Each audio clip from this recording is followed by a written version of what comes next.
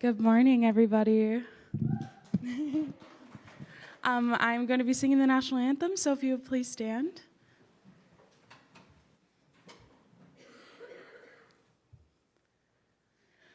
Oh, say, can you see by the dawn's early light what so proudly we hailed at the twilight's last gleaming, whose broad stripes and bright stars through the perilous fights o'er the ramparts we watched were so gallantly streaming, and the rocket's red glare, the bombs bursting in air, gave proof through the night that our flag was still there. Oh, say does that star-spangled banner yet wave o'er the land of the free and the home of the brave?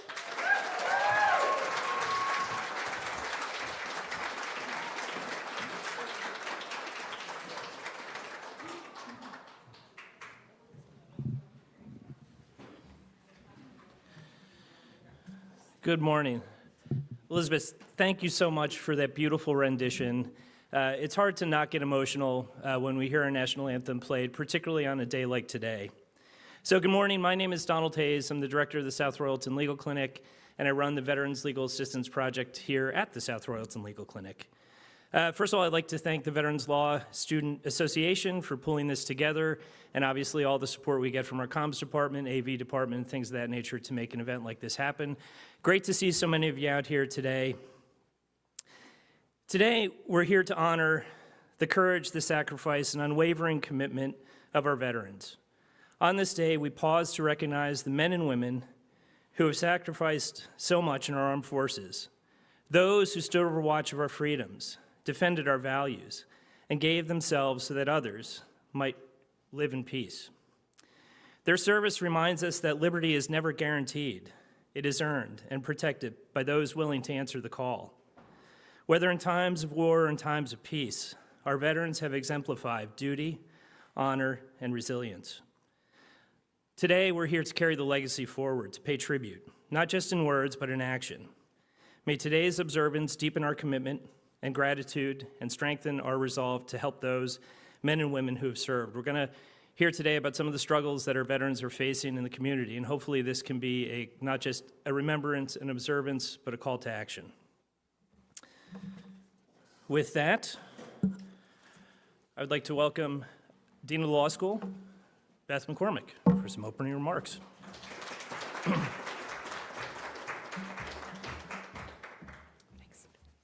Good morning, everyone, and welcome to Veterans Day. This is one of my favorite annual traditions here at Vermont Law and Graduate School, so I'm honored to offer some brief welcoming remarks. I first wanted to acknowledge our veterans that are in the room, so if I could ask our veterans to please stand. Thank you for your service. Thank you. I would also like to honor the families of veterans in the room, so if I could ask the families of veterans to please stand and be recognized.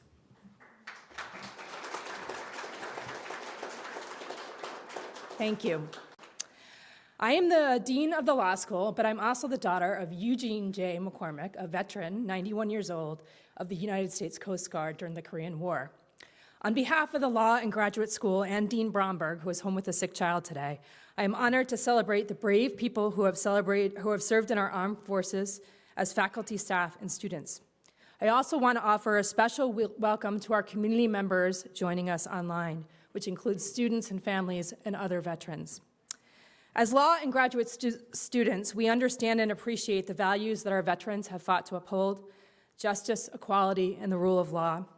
And each of these principles is the bedrock of our democracy and the foundation upon which our legal system stands. Our veterans have defended these ideals on battlefields around the world, often putting their lives on the line to ensure that we can enjoy the rights and privileges that we sometimes take for granted. Among us are many students who have answered the call to serve our country.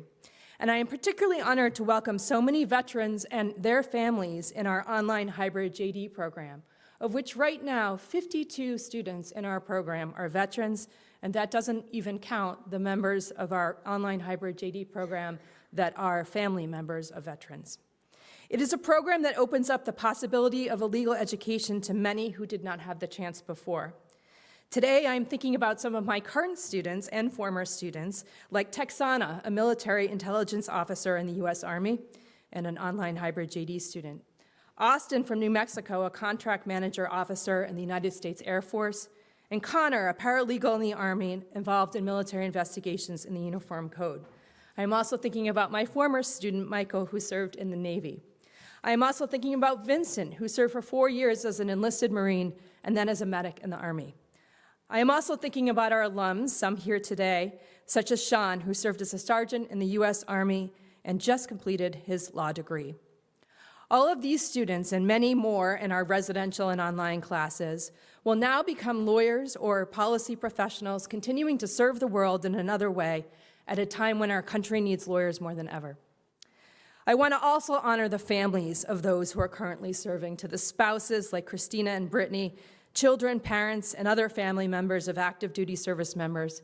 You have endured long separations, worry, and the challenges of relocation and reintegration, and we thank you as well.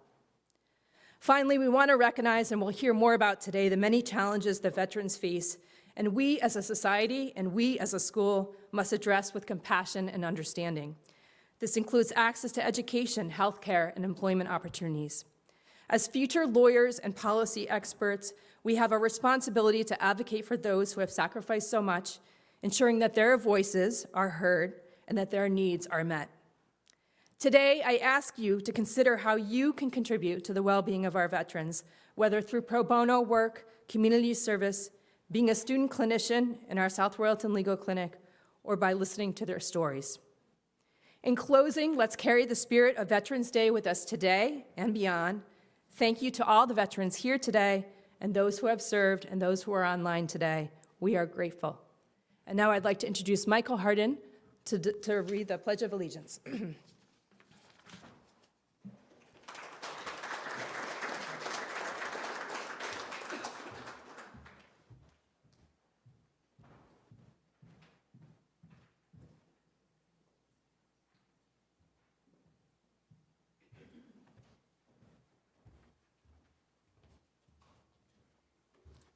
Good morning.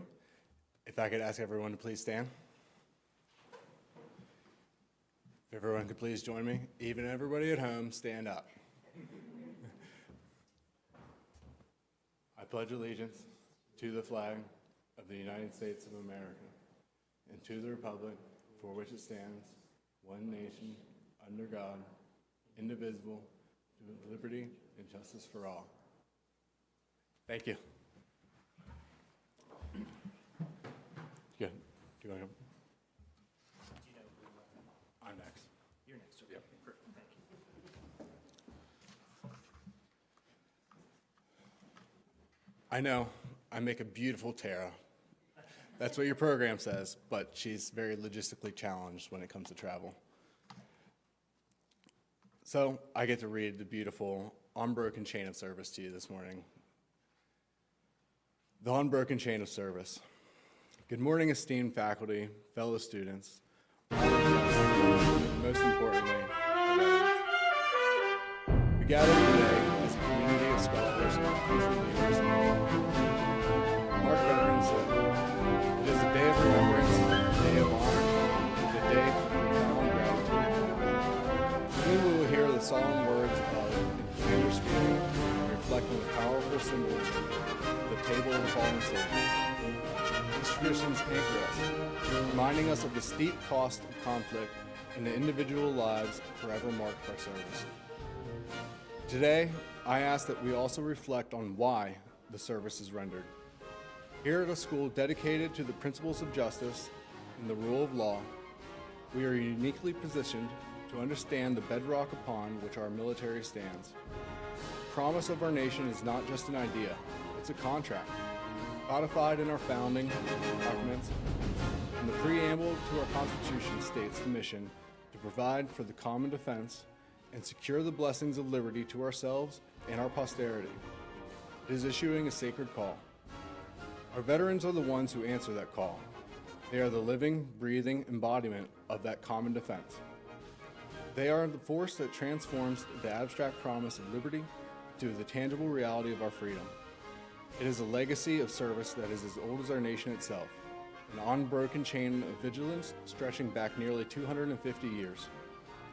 This chain was first forged in 1775 in the crucible of revolution, the birth of the United States Army and the Continental Navy. Farmers, merchants, and thinkers took up arms on land and took up the sea in fledged ships, not just to win a war, but to create a nation. In that same year, in a tavern in Philadelphia, the Marine Corps was born, ready to be our nation's expeditionary force in readiness, a role they had fulfilled in every corner of the globe. As our young nation grew, so did its guardians. In 1790, the Revenue Center Service, the forerunner to our modern Coast Guard, was established to enforce our laws and protect our shores, a constant presence ensuring our maritime sovereignty. For over a century and a half, these were our guardians. But as the world changed, so did the nature of conflict. From the biplanes of World War I, a new kind of warrior emerged. After the immense trial of the Second World War, we recognized the dominance in the skies was essential, and in 1947, the United States Air Force was born, breaking the bonds of Earth to defend us from above. And today, that evolution continues. As humanity reaches further into the cosmos, a new domain requires protection. In 2019, the United States Space Force was created, standing watch over the newest frontier. Army, Navy, Marine Corps, Air Force, Coast Guard, Space Force, each branch with its own history, its own culture, its own sacred traditions, but all are woven from the same thread, a commitment to serve a cause greater than oneself. To serve is to accept a burden. It is to know sleepless nights on watch, to endure grueling training, to face the sobriety reality of conflict, and to carry the quiet toll of that experience for a lifetime. It is a sacrifice made not for glory, but for the person standing next to you and for the family, community, and nation standing behind you. So today, our gratitude is not limited to one conflict or one generation. We thank the Minutemen who shivered in the snows of Valley Forge. We thank the sailors who fought to preserve the Union on the ironclads of the Civil War. We thank the soldiers who stormed the beaches of Normandy and raised the flags on Iwo Jima. We thank the airmen who flew missions over Korea and Vietnam. We thank the Marines, soldiers, sailors, and airmen who have served in the deserts of the Middle East and the mountains of Afghanistan. We thank every guardsman and reservist who has answered the call and every service member standing watch at this very moment around the world and beyond. To every veteran who has ever worn the uniform of the United States military, from the inception of our republic to this very day, we stand in awe of your service. We are humbled by your sacrifice. We are forever in your debt. Thank you.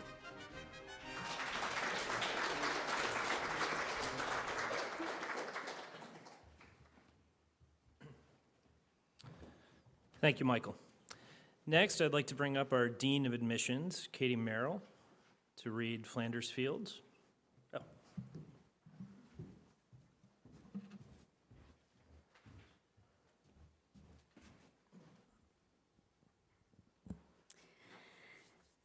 In Flanders Fields by John McCrae. In Flanders Fields, the poppies blow between the crosses, row on row, that mark our place, and in the sky, the larks still bravely singing fly, scarce heard amid the guns below. We are the dead.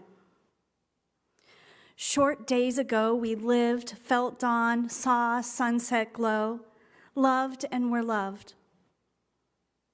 And now we lie in Flanders fields. Take up our quarrel with the foe. To you from failing hands we throw the torch.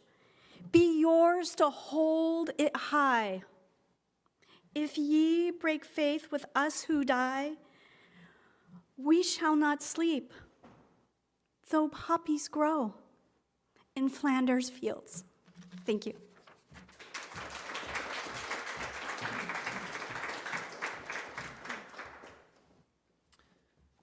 Thank you, Katie. Next up, I'd like to bring Brittany Lamb, JD class of 27, to provide some background and words on our table for the fallen soldier. Thank you, Brittany. Good morning. So to assist me today in setting the traditional table, I'm honored to introduce two of our distinguished veteran students who embody the spirit of camaraderie we celebrate. So please welcome Michael Hardin, a proud veteran of the U.S. Navy, and Michael Mahoney, a proud veteran of the U.S. Army. It is significant that these two men, one from the Navy and one from the Army, are working together.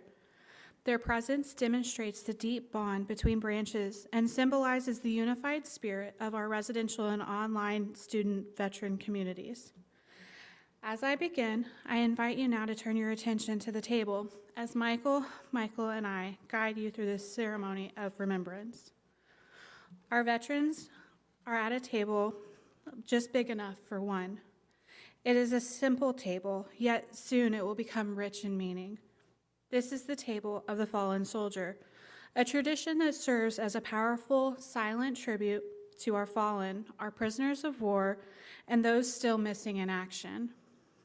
Though its exact origins are a source of some debate, the tradition we recognize today grew from the heart of the Vietnam War. As American pilots were shot down over Vietnam, their comrades would keep a place set for them at the dinner table, a poignant expression of hope for their return. Over time, this act of remembrance was formalized, most notably by the National League of POW/MIA families, and has become a solemn and essential part of military ceremonies. Every element that they place is a deliberate symbol, a physical metaphor for the memory of those who are not with us. Let's walk through them together. The table itself is small and round, symbolizing an everlasting concern of every single service member's family and community. The table is covered with a white tablecloth. This represents the pure intentions of our service members who responded to their country's call to arms. Upon the table rests a single plate.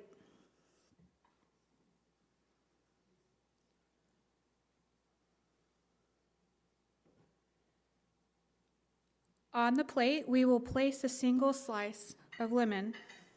This symbolizes the bitter fate of those who were captured or are missing in a foreign land. Next to the lemon, we will sprinkle salt on the plate. This represents the tears of countless families waiting for a loved one to return.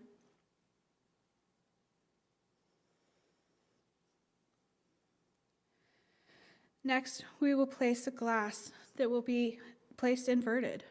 It is turned upside down because our missing and fallen cannot take part in the toast we offer to them. At the center of the table, we place a single red rose in a vase. This rose signifies the blood that was shed to ensure our freedom. The rose also reminds us of the families and loved ones of our comrades in arms who keep the faith, awaiting their return. A yellow ribbon is tied around the vase. This is a symbol of our unwavering determination to account for those who are missing, to bring them home. A single candle is placed on the table. They will light the candle to represent the light of hope in our hearts, a hope that illuminates the path for home for the missing and signifies they will forever be in our memory. Finally, the most powerful and somber element, we place the empty chair. The chair is vacant, for our lost soldiers are not here. It is a stark and solemn reminder of the void left in the lives of their families and in the heart of our nation. Recognizing the variations of this ceremony is also necessary, as these may include additional items. One variation features a Bible intended to symbolize the strength and comfort that faith provides. It is important to know that it is not part of the original official tradition. The U.S. military is a diverse force comprising members from every faith and none at all. The power of this table lies in its universal symbols, which honor the sacrifice of every service member. For this reason, we observe the traditional secular ceremony to ensure this tribute is inclusive of all who have served. This table is our promise. It is a promise that as long as even one service member remains unaccounted for, we will not forget. We will keep this place for them. We will remember their sacrifice, and we will honor the profound cost of the liberty we all enjoy. Thank you.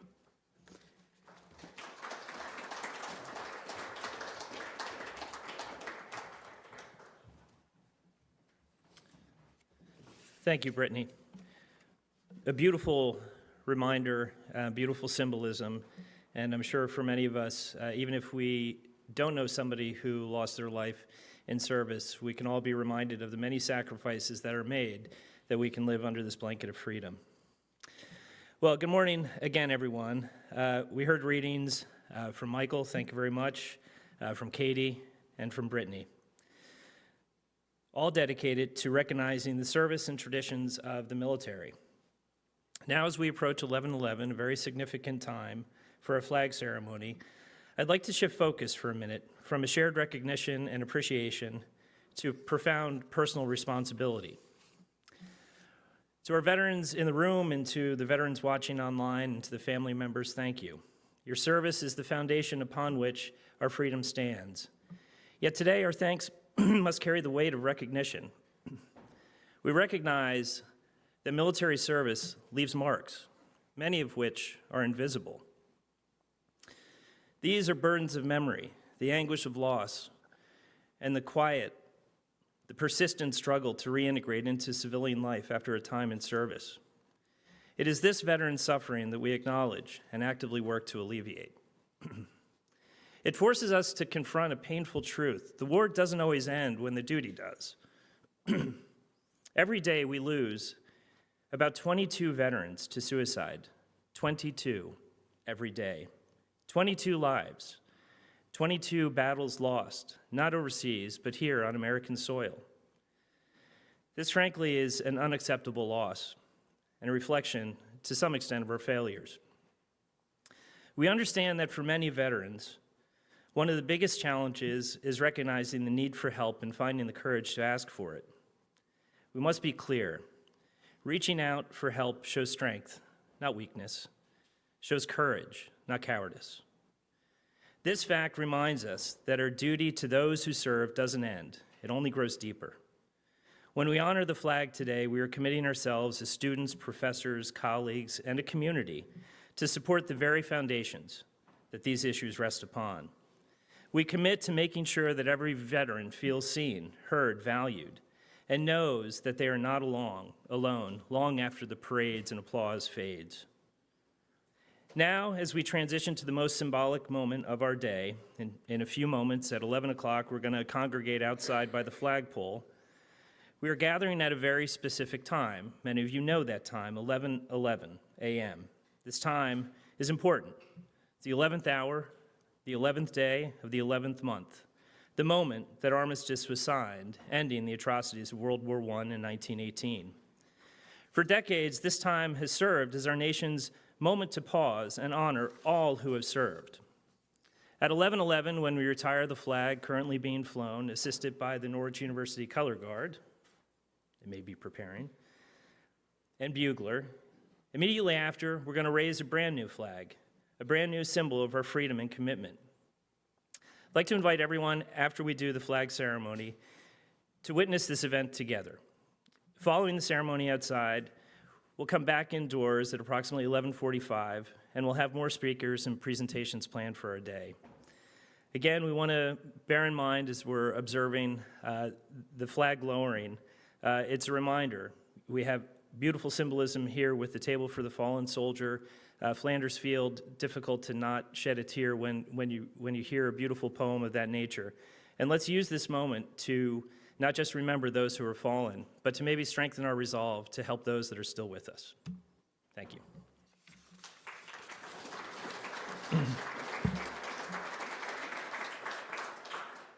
So we do have about half an hour before we're going to congregate outside for the lowering of the flag. We do, I believe, still have some breakfast available for, certainly pastries and things of that nature. Please, let's partake, make sure we can clean some plates, and enjoy some fellowship, and feel free to share stories about those that you know who have served. Certainly a great way to keep the memory alive. And we'll reconvene out at the flagpole at 11 o'clock for the flag lowering ceremony. Thank you.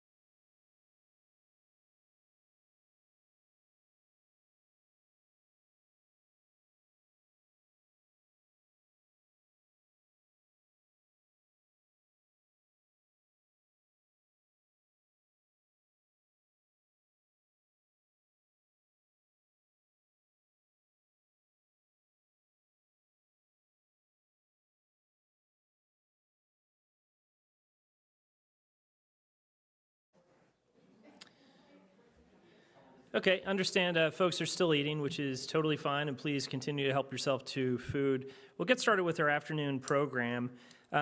Bonus material here before we get into our CLE in just a few minutes. I'd like to have Katie Merrill come back up and talk about some of her personal experiences, and then we'll spend a couple minutes talking about the Veterans Legal Assistance Project at the South Royalton Legal Clinic and how we help address unmet legal needs. So, Katie? Thank you very much. As you all know, and I was raised partly by a Marine. So I was raised by a single mom, and my big sister Judy, when she turned 17, wanted to join the Marine Corps. And my mom said no, and my sister was advocating, but this would be good for our family. On my 8th birthday, my sister's 18th birthday, a little sedan drove up. It was kind of the color of our walls here, and it had U.S. Marine Corps stenciled, the old-fashioned stencil. It drives up, and I'm on the front lawn. It's California, so I'm doing interpretive dance, and I was like, oh, this is gonna be good. And that's when my mom came out with shock, and my sister left for the Marine Corps. She had a 20-year career in the Marine Corps. She did basic training at Parris Island and eventually was a drill instructor and found her way into explosive ordnance disposal, EOD. So she was one of the first women to do EOD for the Marine Corps and really led the path. This is the 70s, so not only is she the first woman in the Marine Corps, she's also leading the path for other women in the Marine Corps. My life, she came back after basic training, her 2 little sisters in the car, and I remember her driving because she was going to her first station, and she was crying because she couldn't take her little sisters with her. And she did, because after that, we seemed to find ourselves visiting for longer period times at various bases. So we would be at Camp Pendleton, 29 Palms, and it was living on the base and experiencing that. She had kids young, so we were like big sisters, and it was just our life. When you're a single mom in the Marine Corps too, you live on the poverty line. So I didn't know, but MREs is when she was really broke, and then we'd have those for a picnic. We thought it was cool, special, loved having holidays in the mess hall, things like that. But my sister strived and became this amazing chief warrant officer and a leader in the Marine Corps. And one thing she always said is, they told me I couldn't do it, so I did. And she led that, and she retired after 20 years and went to law school. So she went to law school at Cal Western in San Diego, and criminal law. Her goal was to help the guys at Camp Pendleton. 4 years, you're released, and somehow you find yourself in trouble. So she did a lot of criminal law work. Eventually, she retired. And one thing I want to say is this beautiful human had a wonderful career, but there was also this other side to my sister. And being EOD, you experience a lot. She was part of a Navy SEAL team. She's seen a lot of hard things. She ran an ammo dump, Desert Storm. So she had 2 sides to her. And this other side suffered greatly. And a lot of times she could keep that at bay. And then a lot of times she couldn't. And it affected her relationships, her job. And then she slowly started to kind of separate from the world. She always followed my niece around, and my niece had moved to New Mexico, and my sister moved to be there with her, but moved to this way out of skirts town. and began isolating. And I don't know if this is a characteristic of like her injuries that she endured in the Marine Corps, but she started to build almost like a little fortress. So you get the taller fence, you like have supplies. It was almost like she was building a little bit of an ammo dump, and then she'd walk around the yard, and we started to be concerned. And she would seek help, but not seek help, and she was always not wanting to be a burden. And eventually, my niece and I had to move her from her little safe fortress that she built, and here's this powerful woman, and then here we are coming, and we were trying to help her seek disability. 1, stubborn, 2, didn't want to be a burden, and 3, I think you all know how difficult it is, and how difficult it is to demonstrate the PTSD. So when we moved her, she passed away due to exposure from her EOD days. And when we were moving her, we couldn't get the care that we needed. And there's only so much the folks at the VA can do based on certain things. And then she really ended up in such poor shape that we had to take her from my niece's home and move her into a home. And the sad part is, my niece doesn't have a lot of money. Judy, in the end, had very little money, and she was moved to a subpar home that was, frankly, I think, dangerous for patients because it's just wasn't safe. And here's this woman who had given her service, her life, to our country and to anyone who needed help. And she ended up passing away in this little tiny room with a fan, and it was sad. When she was passing away, I want to say this: she loved her life, even though at the end she suffered from injuries from the Marine Corps. I said, "Would you do it again?" She's like, "I would. I love this country." And she just loved this country, and I just wish that in the future that we can take better care of our veterans and allow them. I want to end with this. They told me I couldn't do it, so I did. And it's okay to ask for help along the way. So with that, I want to pass it on to Dawn. And I can't not say this, oorah. Because I love the Marine Corps. I can't help it. I loved when the Navy SEALs would come, she'd go out on a mission, and I was 21 at the time, and I was out at the bars in San Diego, and I come home, and my sister's like, "You come home late? You better announce yourself," because they're getting ready to go out on a mission. I come home, and you've got this crew of people ready, your husband's special ops, all the special ops. I'm like, "Hello, it's Katie from the bar." So anyway, thank you. Thank you. Wow, that was great. Thank you, Katie. So we're going to take a couple minutes. At 12:30, we're going to have a lunch and learn segment on treatment courts, which hopefully will be very informative. In about 10 minutes or so, we're going to have a congressional message delivered by Dean Beth McCormick. Certainly has time to eat, please. But in the meantime, what I'd like to do is just take a couple minutes to talk about, a great lead-in from Katie, that idea of asking for help and what can we do as members of the community to help provide that support that becomes so critical.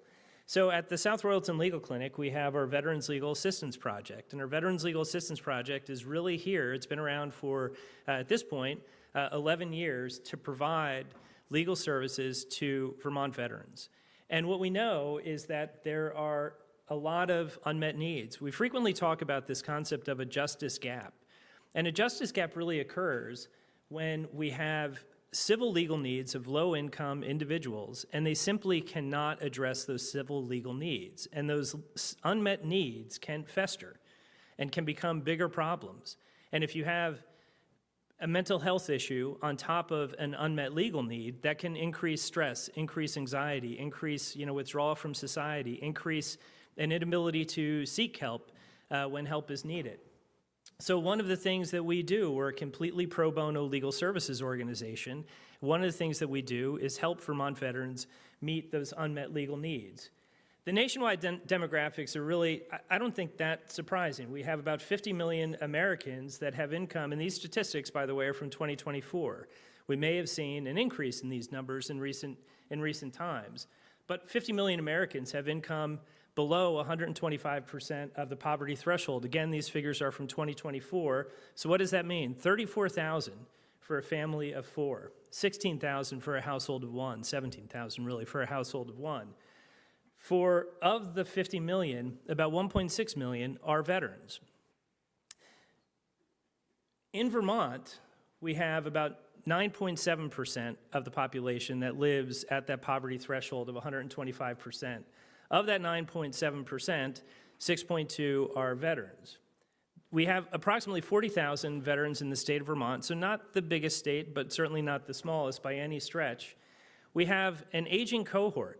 When we think about the veterans that we have, many of our veterans are 65 and over, and that presents in and of itself different challenges. And about 10% or 9%, 9.2% of our veterans are women. So this is from a study that the VA commissioned. Absolutely true, believe this to be 100% accurate in terms of what we've seen at the clinic. Nearly 75% of low-income households are experiencing at least one civil legal problem per year. It could be debt collection. It could be a landlord-tenant matter. It could be the risk of foreclosure. It could be a parentage issue. It could be, a criminal matter. But at least, well, it's not because we're talking civil, but it could be expungements or things of that nature. But the reality is that at least 75% experience at least one unmet civil legal need per year. Of the 1.6 or 1.8 billion veterans reported, 76% report at least one legal problem per year. So I want to bring attention to the interconnection, and Katie kind of alluded to it a little bit, that it's not just, we have to take a holistic approach to a lot of problems, and this is, when we think about unmet legal needs can sometimes bleed into mental health issues, can sometimes bleed into income issues or education issues. The VA commissioned a study and developed this iHelp program, which actually is a really powerful way to think about the various levels of things that we can do to support our veteran community. In addition to, our healthcare needs and our wellness, we've identified these legal challenges that veterans face. So when we think about, 76% or 75% having at least one unmet civil legal need, it's things related to income. So what do we do at the South Royalton Legal Clinic with our Veterans Legal Assistance Project? We assist veterans in obtaining benefits. That helps veterans address potential income discrepancies. Housing. Housing is a big issue. Housing insecurity. The VA has placed a priority on establishing housing security. What do we do at the South Royalton Legal Clinic through our Veterans Legal Assistance Project? We help with landlord-tenant matters. We represent tenants, and in some cases, landlords. If the property owner is dealing with squatters in the property, we can assist in that manner. But we assist veterans in creating housing stability. Employment and education. The VA, certainly some of the folks, our veteran students, have taken advantage of various educational programs that are available as a benefit to the VA. But employment and education is a really big issue and potentially a big barrier. We don't do as much employment work, but we certainly have assisted veterans in obtaining or at least applying for various educational benefits. Legal status. By legal status, really what we mean is the discharge status. So one of the things that we do at the Veterans Legal Assistance Project is we assist veterans in upgrading their discharge status. So administratively, there are 3 types of discharges. I don't want to cold call any of my students from the clinic, but I assume they know this, that we have honorable, we have general under honorable, and then we have other than honorable. Well, if you're an other than honorable, a service member who is discharged administratively as other than honorable, you are barred from a good number of veterans' benefits that are crucial when we think about income, when we think about housing. Being separated as an OTH for something like, PTSD and behavior or conduct that may have changed after some sort of in-service traumatic event, that can be a barrier to employment, can be a barrier to, housing and things of that nature. So we assist veterans in upgrading their legal status to hopefully get them to obtain benefits. And then personal and family stability, some of the things that we deal with the Family Law Project. So we do parentage, we do parent-child contact, we do divorce and separation, and provide a lot of counseling along those lines. Some of the other things that we do, income-based, we do a lot of bankruptcy work. So consumer bankruptcy work, we file, probably a dozen cases a year. Debt can be incredibly dehumanizing and can certainly contribute to the stress of the household. Well, providing veterans a fresh start through the bankruptcy code is huge and can be transformative. We also do a lot of estate planning. Every one of the student clinicians that's sitting here today has had an opportunity to work on a simple estate plan for a veteran. It is a way to bring, some dignity, some structure, some organization. It's a way for veterans to not just reflect on what they have, but their legacy, planning for their legacy. So it really can be, a great opportunity, not just for students to get exposure doing that kind of client work, but also for the veterans to have somebody, help address that need. So I think in looking at the work that we do, in helping veterans address these needs, we have a very successful medical legal partnership with the VA Medical Center down in White River Junction. We're frequently down there conducting office hours. We make house calls and things of that nature. But I think what we're doing, not just as a clinic, but as an institution, is we're providing that assistance, that critical assistance that, believe it or not, can be life-altering.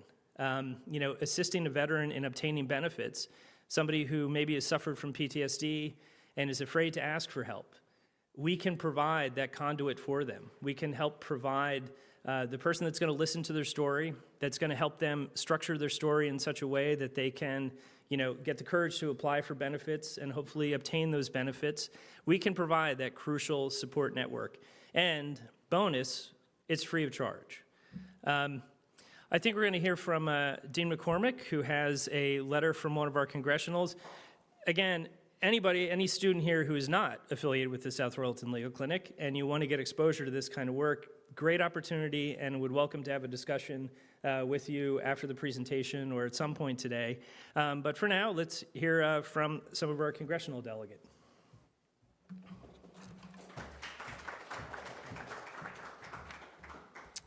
Good afternoon. I have the honor to read a letter dated November 11th, 2025, from United States Senator Peter Welch. Dear friends, thank you for inviting me to participate in the Vermont Law and Graduate School Veterans Day program. I wish I could be with you in person, coming together for a day of connection and reflection as we honor those who have served. I'm deeply grateful to the students, faculty, and community members who made this uplifting event possible. Most importantly, to our veterans and their families, there are not enough words to thank you for the sacrifices you have made defending our freedoms. This year's theme of honoring the brave reminds us of the unwavering courage of our service members. When our country called, they answered, putting their lives and safety at risk to protect and defend our own. Yours is a commitment to service that few can understand, and thus is a debt we can honor but never repay. The best way to honor their sacrifices is to provide the support our veterans need, ensuring that the cost of the war includes the cost of caring for the warrior. I will continue to support policies in Washington to protect and improve veterans' access to health care and benefits. My office is available to help veterans and all Vermonters with issues regarding the VA or another federal agency. Please don't hesitate to reach out if we can be of assistance. Today is no single reminder of our gratitude for our service members.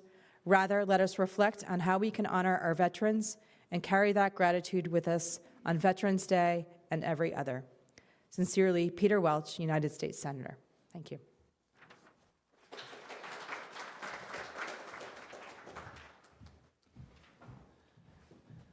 Thank you, Dean McCormick. And it's worth also mentioning that we do get referrals from Congresswoman Becca Balin's office, and we also get referrals from Bernie Sanders' office. Really, we have so many referral partners in the community between the VA itself, between obviously our congressionals, supportive services for veterans' families, the various grant per diem housing facilities throughout Vermont. It really is a powerful network, and one of the things that makes me proud about Vermont is just the degree to which, the lengths we go to take care of our veterans. So we have an opportunity now to learn a little bit about treatment courts. So we have Matt Miller from LDM Lawyers, who is going to speak with us about treatment courts. And treatment courts, for those that don't know, are essentially diversionary type programs. We're going to learn a lot more about them. I will say Vermont does not have a veterans treatment court. I'm very excited actually to learn from Matt. I think there's a great opportunity for us in Vermont, so I expect all of the student clinicians to be taking copious notes. There will be a quiz on this later, of course, but Matt, and I apologize, I don't have much of a bio, so I wouldn't mind when you get up, just tell a little bit about yourself and maybe how you got into this work.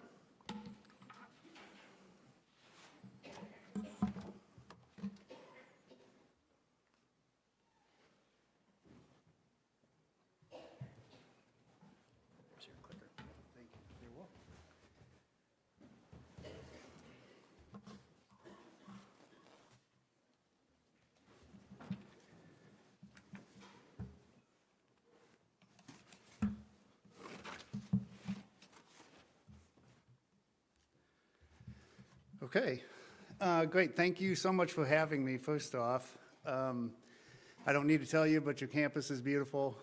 This has been a really nice trip for me.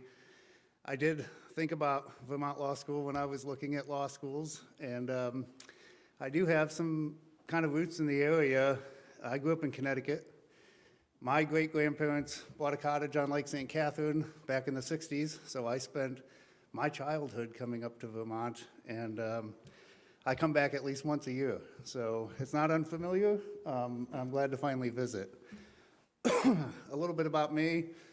I did my undergrad at University of Missouri St. Louis in public policy, and I went to law school in Lynchburg, Virginia at Liberty University, graduated in 2009, and I've been practicing mostly ever since. I started in private practice just outside of St. Louis. And that private practice experience in the beginning, we did a lot of family law. It was a small firm. We did whatever came in the door. Did a lot of civil work, suits against home builders and things. But I always knew, I think, since I was a little kid, that I was going to do criminal law. It just kind of was in my heart. So eventually, after having our first child, I took a job with the state public defender system. And it was probably the best career move I ever made. So for anybody thinking about going into criminal law, do some public service, go work for the public defender service.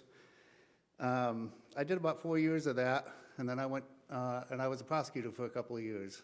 And somebody wiser than me once said, if you can't do both sides, then you shouldn't do either side. And I think that was definitely vital in building my perspective and building my ability to practice. I also had good mentors. I had a career public defender that hired me that kind of took me under her wing and just dumped a career's worth of experience on me, and I'm forever grateful. So I'm happy to teach others. I'm happy to pass that stuff along.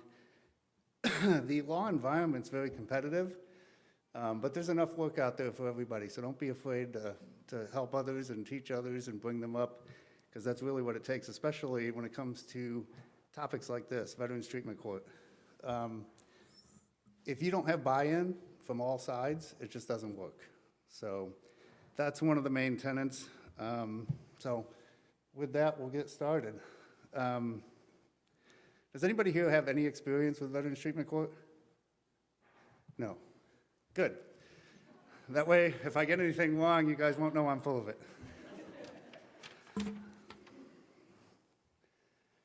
Just a little history to get started. The first Veterans Treatment Court was established in 2008 in Buffalo, New York. Judge Robert Russell, in response to the unique needs of the veterans in the justice system. One thing that you'll notice as we go through, there's a broader scale of treatment courts, what we call alternative treatment courts, and they cover a lot of different things. Most prominently probably is the drug court. We also have DWI courts.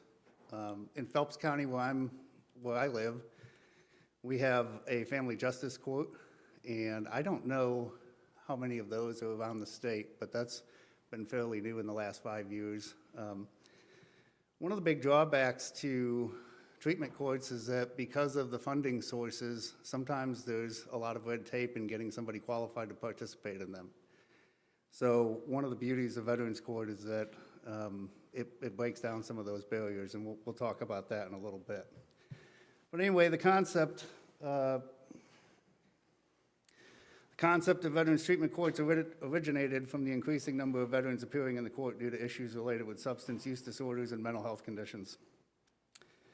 And a lot of that often stemmed from their military service. Judge Russell, who was already presiding over drug and mental health courts, recognized the need for a specialized court to address the unique challenges faced by veterans. This led to the creation in 2008, which aimed to provide veterans with access to treatment and support rather than punitive measures.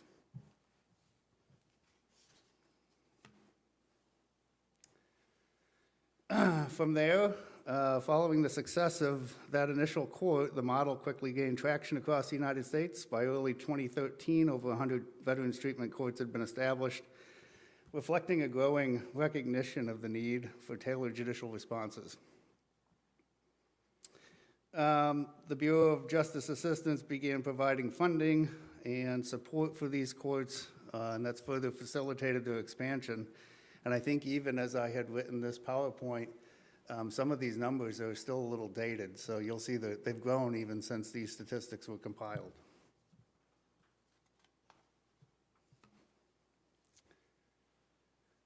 Legislative framework. In 2013, the Department of Justice received a separate appropriation for veterans treatment courts, and in 2020, Congress passed the Veterans Treatment Court Coordination Act, which directed the Attorney General to establish a grant program to support the operation of veterans treatment courts. This legislation underscores the commitment to addressing the needs of veterans and ensuring they receive appropriate treatment and support within the justice system. One of the bases for such a rapid growth and for getting the government to respond is that these programs are successful. They have a really good track record. When they're implemented properly, I've seen it in my own practice. There's no argument against them, really.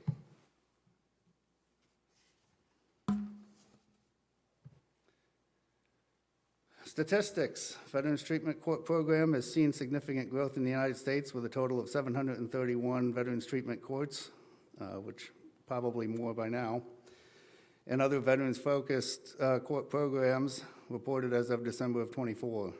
This number has increased from 623 in December of '21. Veterans treatment courts are community initiatives that help veterans get treatment for their unique clinical needs within the context of the criminal justice system. Local courts administer these programs and tailor the program elements to their jurisdictions so that eligibility and processes vary.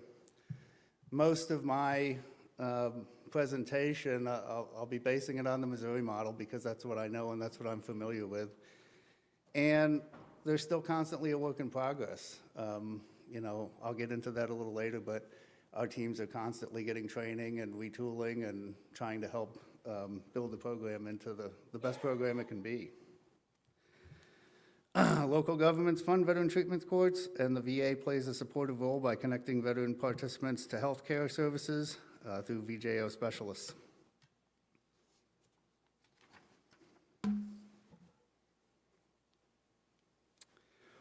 Purpose and impact. Veterans treatment courts are designed to integrate evidence-based treatment for substance use disorders and mental health issues, including post-traumatic stress disorder. They aim to reduce recidivism by providing veterans with the necessary resources to reintegrate into society successfully. The courts promote collaboration among various stakeholders, including the judiciary, community, corrections, and Veteran Services to create a supportive environment for recovery.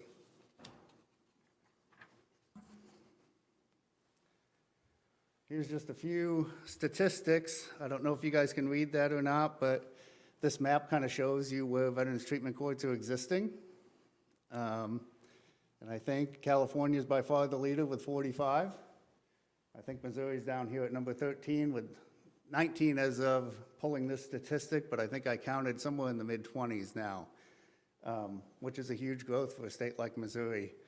We're lucky that we have 2 major metropolitan areas and a couple of minor metropolitan areas. One of the challenges with these programs is always funding and candidates. Where I practice, our offices are in Waynesville and St. James, but Waynesville, St. Robert area has Fort Leonard Wood. So we have a military base right in our backyard. That gives us a really good opportunity to interact with these veterans and to get candidates for the program when they come around through the justice system. One thing that has been mentioned before is that Vermont is yet to hit the scoreboard. You're not the only one. There's a few other states. Some of that has to be need-based. But one thing that I know is if you're not out looking for candidates, you're not going to get them. So even in our community, there's veterans that come through the justice system all the time, but if we're not routinely identifying them and plugging them into the program, then the program is just not going to exist. So I have to believe that they're here, and hopefully, maybe somebody in this room will be instrumental in starting the first Veterans Treatment Court in Vermont and getting you guys on the scoreboard.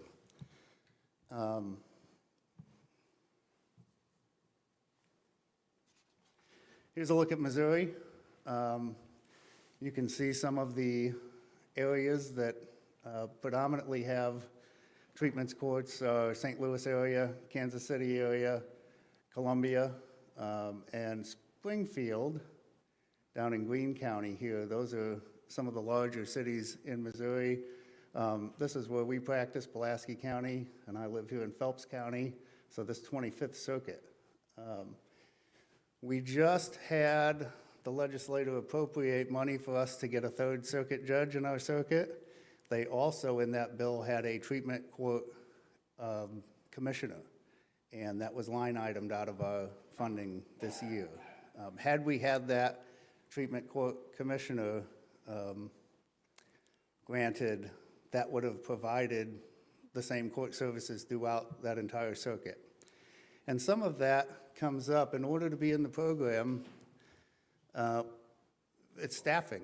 It's a staffing issue. When you get out into this remote area, now you have 4 counties, and Texas is the largest geographic county in the state.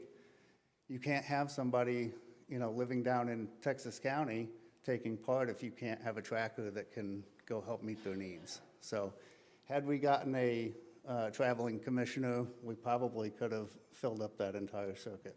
So it's on its way, and obviously our state representatives, we're on them all the time about it, and our state senators, when we get access to them, it's constantly coming up that, hey, this will take a lot of the pressure off the judicial system if we can get these folks in the program and get these counties plugged in. So that's some of the work. It's not all just, hey, I've got criminal cases and I've got candidates. It's reaching out to your state legislators and trying to get them to appropriate money for it.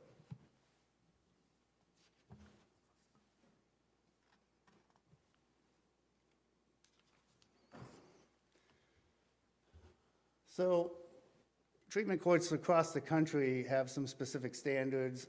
What I'm going to walk you through is what Missouri does. Our treatment court standards, there's 10 key points, and we'll walk through some of them, and I'll kind of give you just a bit of what the framework looks like for getting a program started, or at least what we do in Missouri. Introduction, 1993, the first treatment court started in Jackson County, Missouri. By 98,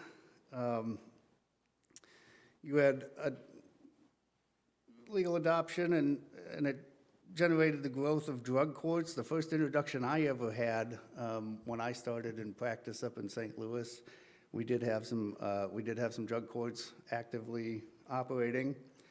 but I didn't know what a Veterans Court was until I moved down to work in Pulaski County. 2001, the General Assembly created the Drug Court Coordinating Commission and Drug Court Resources Fund. So that was a huge benchmark. 2010, DWI Court established by a legislator in Missouri. And then 2013, Veterans Treatment Court programs were established by the legislator in Missouri. It's also very important that you have your legislator work on specific legislation regarding these programs. One of the key features is in DWI courts and now also in veterans courts, if your team gets the appropriate training, they have the power to issue limited driving privileges. And that might be a little far in the weeds for our discussion today, since this is really just an introduction to what these courts are. But it comes in, it's extremely beneficial. Substance use a lot of times ends up with charges like driving while intoxicated, which not only have a criminal justice impact on that person, there's also an administrative side to DWIs. I probably do 150 DWI cases a year, and that's far too many for our little neck of the woods. But every single one, I always explain to my clients, you get charged with a DWI, you have two cases at once.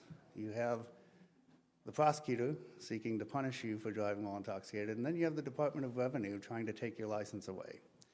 And we challenge both of them. They're two separate hearings, but if you get enough of them, if you get 2 and 5 years, you get a 5-year denial on your license.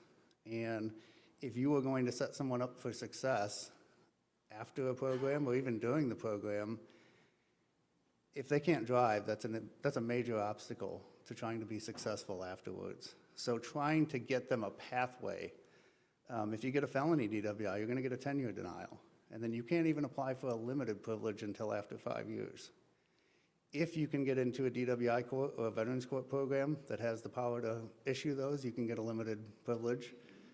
Our legislation is written so that they can give them to participants and graduates. So now, I have a client right now who's a graduate of Veterans Court and still had some administrative stuff left over and got a driving while revoked. And now, really has been fairly successful except for that one charge. So now we're looking into, hey, he's a graduate of this program. What do we need to do to apply and get him a limited privilege so he can go on his way? And those are folks that aren't out there trying to break the law. They're trying to be productive. So.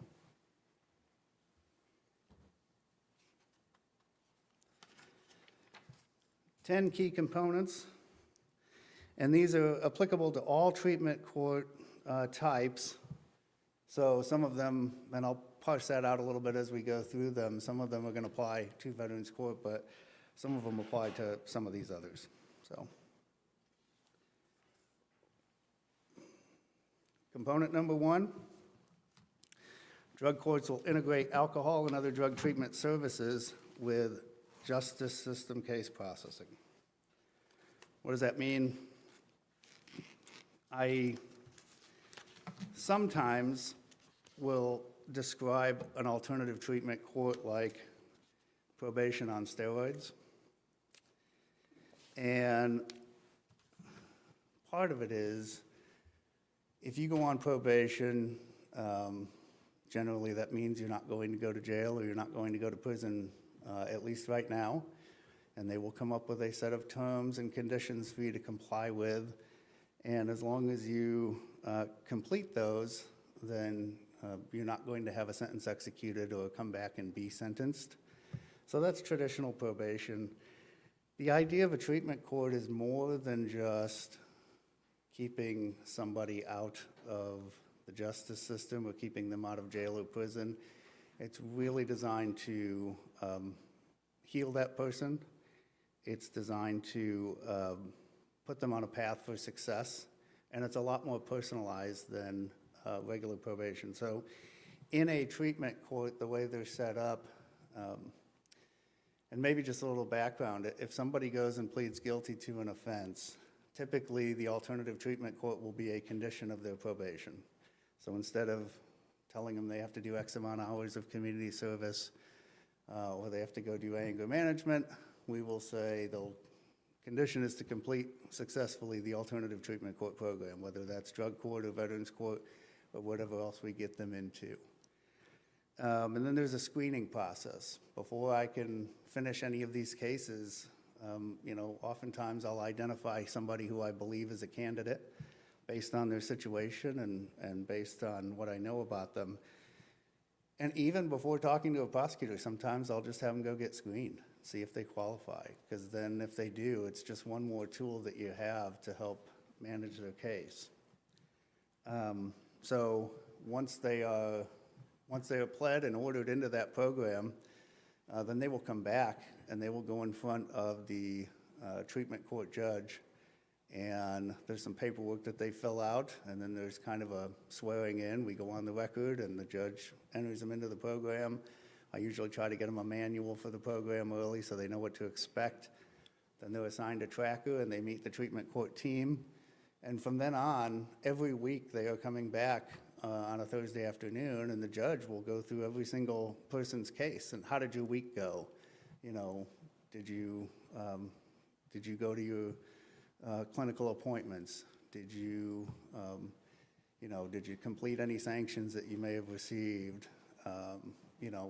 Did you do your journal that you were assigned to do? And so everybody gets their chance to go in front of that judge and talk about their week. And they don't just talk about that stuff. They talk about stuff that's going on with their families, positive things that are going on in their life. So it's a very personalized plan. It's not just cast you out to your PO and if you get a motion to revoke filed, then we'll see you back in court. It's kind of a constant updating, and the team stays very close to these folks. So in order to be recognized, we have this treatment court coordinating commission that's established in Missouri. So to start a court, you have to have some standards written up that basically comply with the state standard.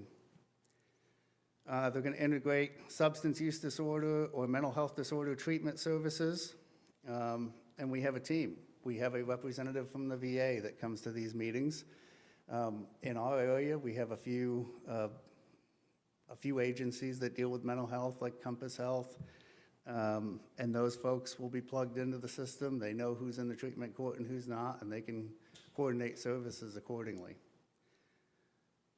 They have the probation officer that they still have. They have a case manager, and we'll get through some of the roles of folks. There's an evaluator, there's a treatment court administrator.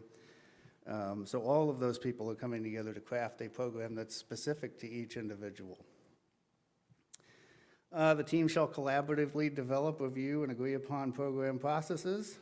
Because for some, to some degree, even though each person's treatment is individualized, you do have to have some uniformity across the board so everybody's treated equally. They'll develop a written agreement or a memorandum of understanding with those other outside agencies. The team members are expected to attend and participate. One thing about it is that the candidates that come into the program, it's required that they appear. It's required that they actively participate. And so if your team is not showing up, it's not going to be successful. They need to be leading by example. So that's a pretty important tenet.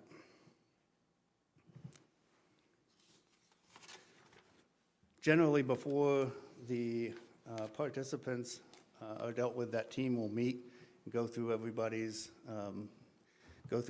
file. Another part, and we'll get to that, is phasing up. There's different phases in these programs, and getting the team together to agree when people should be phasing up is important too. The treatment providers will report on the participants' progress and any concerns about their treatment. They work to ensure equality and inclusion for these programs. And I've had judges in other counties that,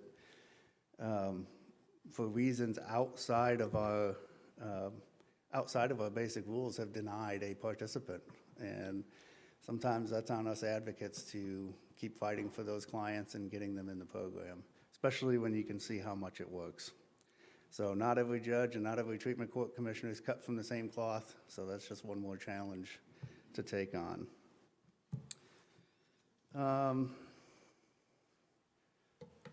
Key component number 2, this is extremely important, it's a non-adversarial approach. By the time you get to that treatment court, the adversarial part of this process is over. We've already agreed that this person's a candidate, that they qualify, that they deserve to be in the program, and so now everybody kind of takes their specific hats off and tries to work for the greater good of that client. And that's again why I say if you don't have prosecutors that are into this, or that believe in it, or want to spend the extra time, because it's extra time for everybody that they don't necessarily, it's not part of their job description necessarily, but if you don't have buy-in from them, it just isn't going to work. And that's the same with the defense bar. At least in these counties, we have one elected prosecutor, and based on funding, they may have some assistant prosecutors. But the defense bar is very spread out. So the first step especially is trying to get public defenders on board, since they take the lion's share of the criminal caseload. We have new public defenders that come in all the time. There's a lot of turnover in those offices because people get into the system and they want to do their 2 years and then they want to get transferred to St. Louis. And so we have a hard time keeping people in rural areas. But I've had some that have come in and worked there a year and a half and don't even really know how these programs work. And for me, it's just one more tool for you to use to help get some relief for your clients. And not only that, to really change their lives. So training new attorneys that come into the area so that they can start directing their clients into these programs. Also, attitude makes such a difference. There was a time where we had this idea that it's impossible to graduate from a drug court. It's not impossible. If you don't feel like it's a program that your client can be successful in, then you're going to have a basic aversion to trying to direct them into that program. So it really, really does take everybody to come together and use that non-adversarial approach to try to get these folks treated. So I work with my prosecutor quite a bit. I try to identify candidates early and get right to his office and say, hey, look, I know this case may not look the best, but here's the situation my client's in, here's their history, here's why I think they'd be a good fit for the program. And getting them sold on it early is vital. And also, when I see new public defenders come in and talking to them about it, say, hey, here's the success I've had, hanging out with them, talking about their cases. I think when the bar collaborates, we all do better. So, and then to that end, the prosecutor and the defense attorney should be at some of those meetings. So it does take some of that extra time. We also had a conflict early on in my days as a public defender where our district defender was saying, hey, your caseload's too high. You cannot be over there for an hour and a half on a Thursday dealing with the alternative court. So I think that the treatment court judges certainly should be reaching out and trying to integrate the public defenders, saying, hey, I know that this is time away from other cases that they could be working on, but it's also an opportunity for them to bring more clients into this program and get better results. So you can't, on one hand, say you have a client-centered approach and then also say, but we're not going to let you go use these tools. It doesn't work. Also, when you have good prosecutors, I've had good prosecutors come and say, hey, I saw you entered on this case. I'm already thinking about a treatment court solution for them. What do you think? Do you think your person would be interested and get screened at least for it so we can start talking about it? So that attitude has changed over my 12, 13 years down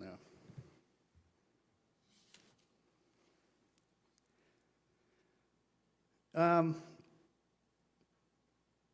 There's also, in the past, we have used a member of the local bar that would be assigned as the defense counsel for the treatment team. That was a solution that came up with, hey, we don't want 3 or 4 public defenders spending this extra time there. What if we had one defense bar liaison that'd be willing to serve? Normally, when I put somebody in the program, I like to go with them and get them put into the program and make the record with them and talk about any issues that they have. But sometimes scheduling does interrupt that. So having at least one consistent defense attorney that would volunteer their time to help with that does make a big difference.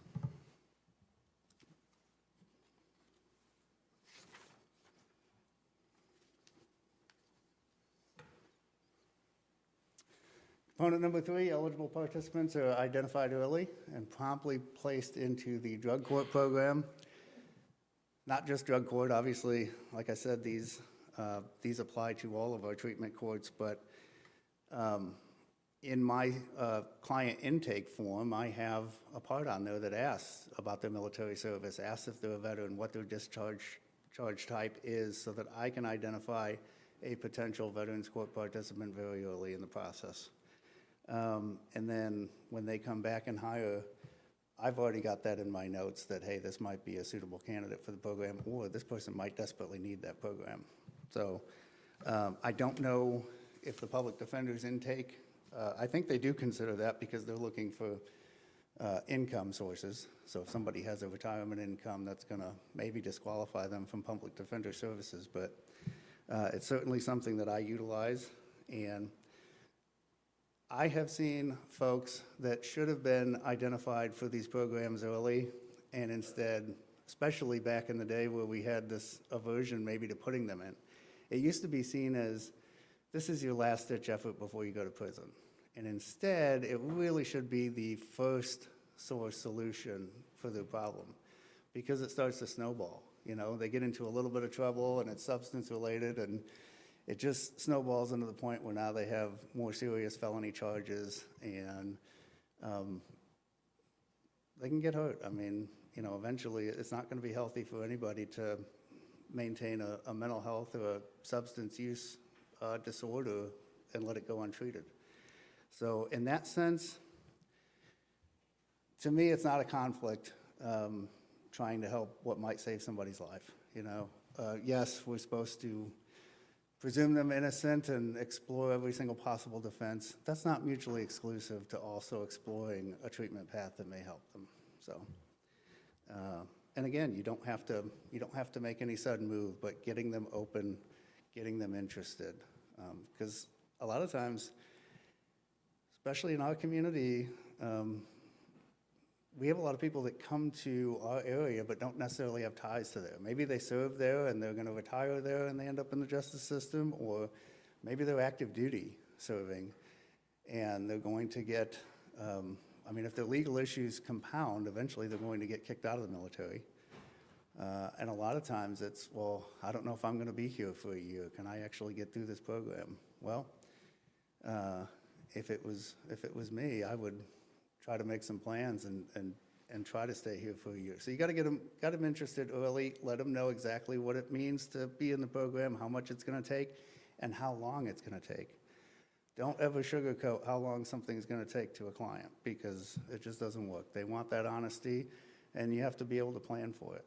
So that's something I've learned to do over the years, and again, that also takes coordination with the public defender's office, with prosecutors that come and go. And if everybody's looking for these candidates, you will find them, because they are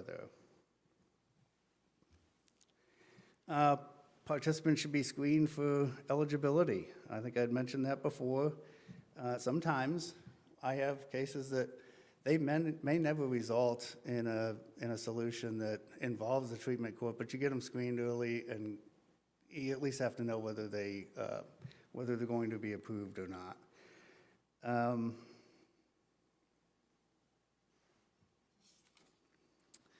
This is the adult treatment court shall allow participants with non-drug offenses and shall not automatically exclude offenders charged with drug dealing or those who have violent histories. My experience with drug court, one of the big drawbacks is if they have a domestic assault, they are automatically excluded from drug court.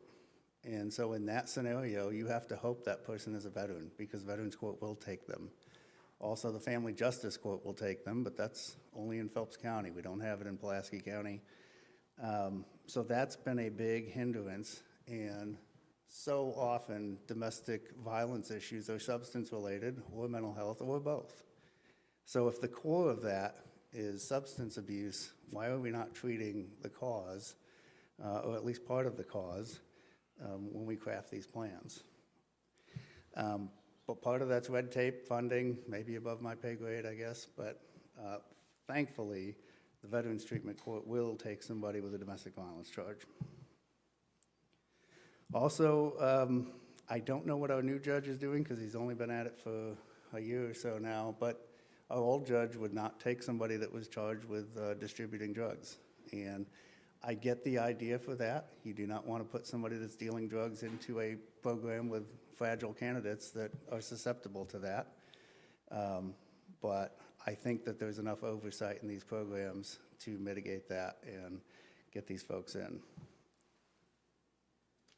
The other thing now in Missouri, our statutory scheme with the rise of fentanyl, that's led them to, if you have any mixture that is 10 milligrams or more that has even a trace of fentanyl in it, you're no longer getting a possession charge, you're getting a trafficking charge. And trafficking is a buzzword that makes you feel like these are people that are, bringing it across the border or wheeling and dealing these drugs, when in reality, they're having a small amount of substance that we used to treat as possession, but now that fentanyl has got so much attention, and it is dangerous, I'm not trying to water that down, but if you get a trafficking charge, you need to have a drug court commissioner or judge that can recognize that and apply some common sense and accept those folks into the program.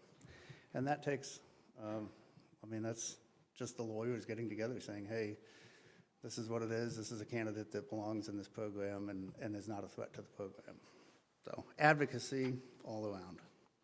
Those are the battles we face all the time with it. The other thing is medication-assisted treatment. That's been a hot topic in these courts because certain medications make it much harder to do drug screening on these candidates. So you really have to have buy-in from the physicians that are treating them to come and say, hey, this is something that that is absolutely necessary to their treatment process, and we have to be able to manage that person in the program while they're using this prescribed drug. And I've seen there's drugs you can take that make alcohol make you sick. That's been extremely effective. And there's, treatments for methamphetamine addiction and things that they're going to show up on a drug screen. But I think the treatment court teams have come a long way now, and they're much more open to that stuff. But just the reality, and it, again, no treatment court team, they're not all cut from the same cloth. Drug courts provide access to a continuum of alcohol, drug, and other related treatment and rehabilitation services. That goes without saying. I will also say that one of the issues with our treatment courts is that we've had graduates that say, it's really nice and really effective. Drug courts usually 18 months. Veterans court usually graduates at about 12 months. Then what do they do after that? Aftercare. So we've had some that have started to make alumni groups, and they're always encouraged to follow up with Celebrate Recovery or Alcoholics Anonymous, or to stay into some kind of routine where you're still, because those issues, you can treat them, but they never really go away. They're lifelong battles. So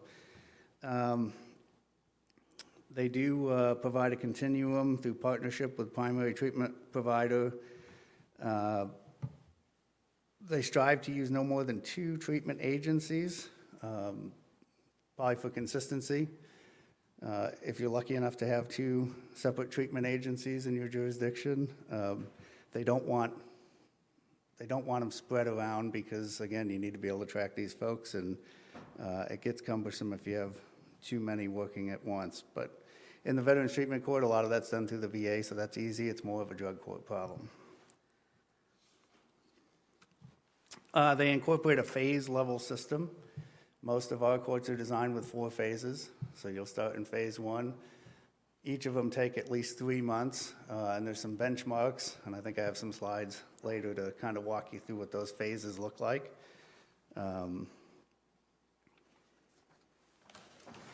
Some of the things that they incorporate into the program, group counseling. So when they're not, after your Thursday meeting, when you're starting your next week, folks will be assigned to group counseling, individual family counseling, substance use disorder education, anger management, another big one, health screenings, drug and alcohol testing. These folks are constantly tested and sometimes randomized testing. You'll see as they phase up, some of that lightens up on them, but it's essential in the beginning.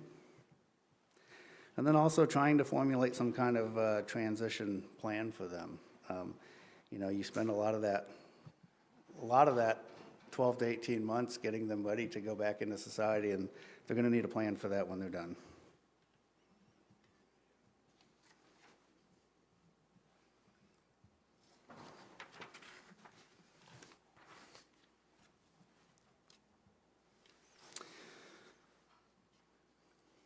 When they're not meeting all together in court, they're also going to have individual meetings with their team members, their trackers, their counselors, and also integrating their family. I mean, we have families come in for their graduations. We should also have family members invited when they phase up.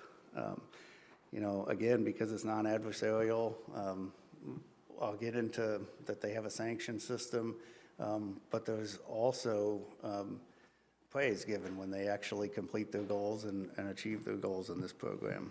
So getting family involvement is vital too.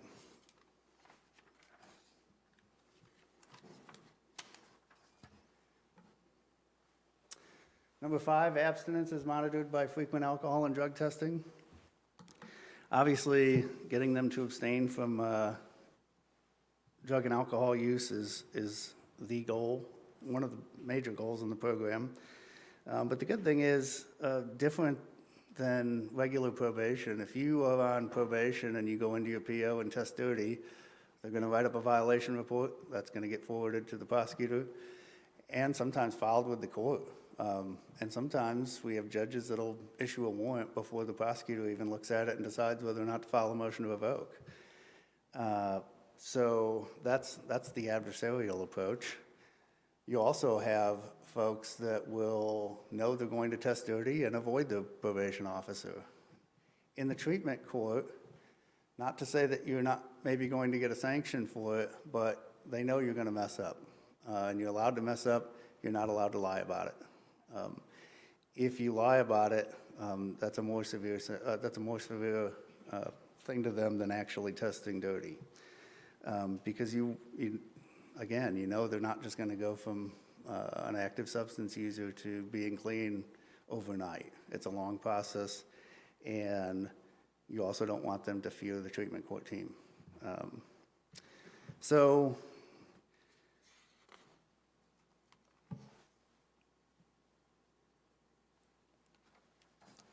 because it's not, you'll have a criminal case on file. When you go into the treatment court, the case, it becomes a new case that gets its own treatment court number, and that's not a public document. So that's the other thing. You're not going to see negative urinalysis showing up on what we have as CaseNet, as our public case access system. It's dealt with internally, and then that treatment court team member will report to the team, and then the judge, and then we'll collaborate on what the sanction should be, or what does it take to get them back into compliance. So,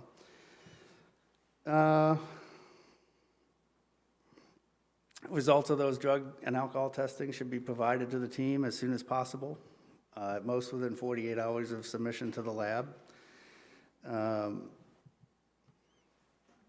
They also have,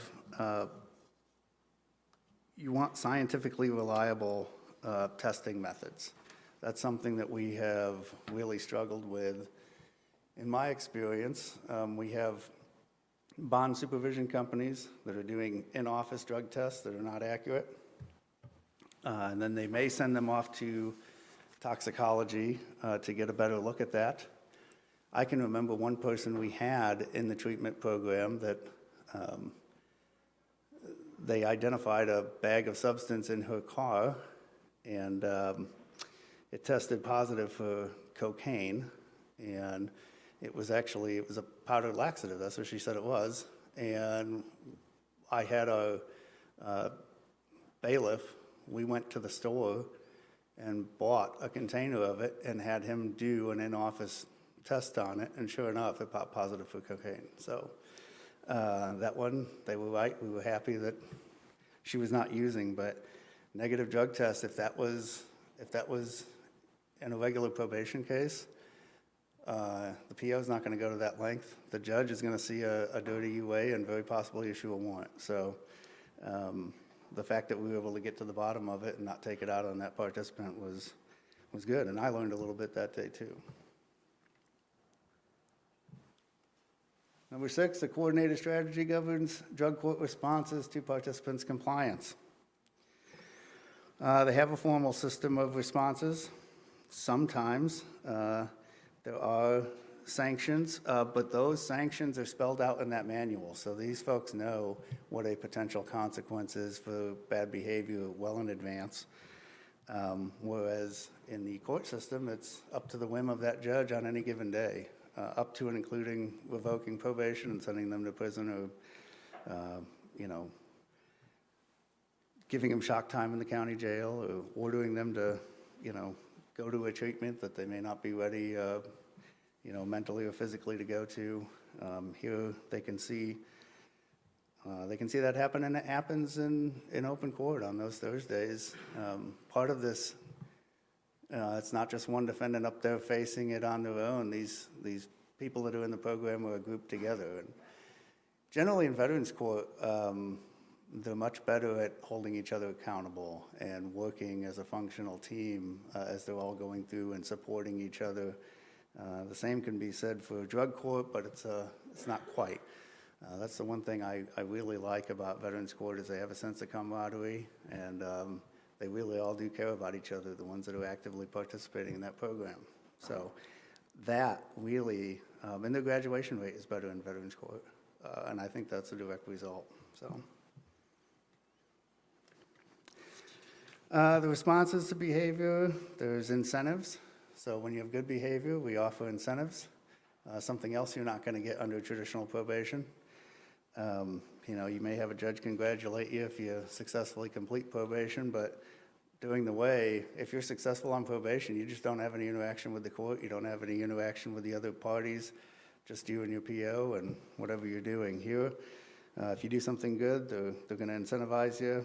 And I've seen that a lot of different, even handing out Cardinals tickets, take a day and go to the baseball game, all kinds of things that we get donated. And then sanctions, like I said, can include jail time. They can include, a higher level, or one of the bigger ones is not phasing up. If you get a sanction in one of your phases, you're going to get delayed in phasing up. And that does seem to motivate the folks that are participating. And the big thing is no single set of responses is effective for everyone. Again, everybody's on an individualized plan, so as these folks progress in the program, you really get to know them, and you get to know what motivates them, and so that way you can really craft a program to help them all be successful.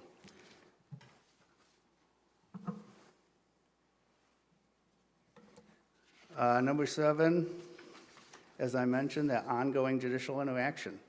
You're going to see that judge every single week, whether it's been a good week or a bad week. And it is. It's a little more laid back. In Veterans Court, they come in and start with the pledge, and they have a little more formal, ceremonial opening to Veterans Court than they do for drug court. But it is, and they do. When somebody comes up and tells the story of their week, they do celebrate each other. But you're in front of that judge all the time, and the big part of it is you don't want them to be afraid. If you're on probation and you're in front of the judge, it's always a bad thing. It's never a good thing. So We want them to want to come in and want to share their experience, and that really helps to build a better program.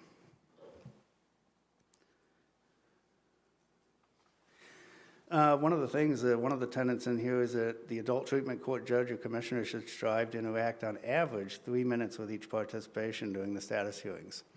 And that's important, taking the time to deal with each individual while they're up there.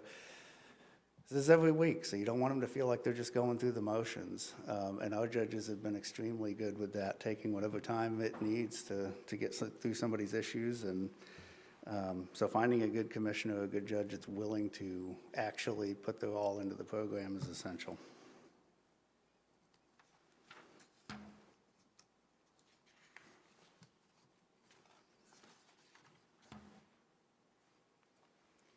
Number 8, monitoring and evaluation. Measure the achievement of program goals and gauge its effectiveness. If we're not constantly evaluating not only the participants, but the program itself, and we do. We have that Treatment Court Coordinating Commission. Statistics are gathered from each class that goes through this program.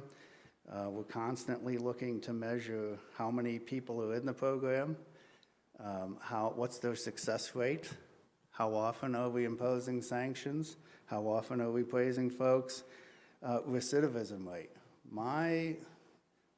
The best thing I can use to sell these programs is that the recidivism rate for the graduates is extremely low, especially veterans treatment courts. It is extremely rare that I get somebody that graduates the Veterans Court program and I see them back in my office for anything.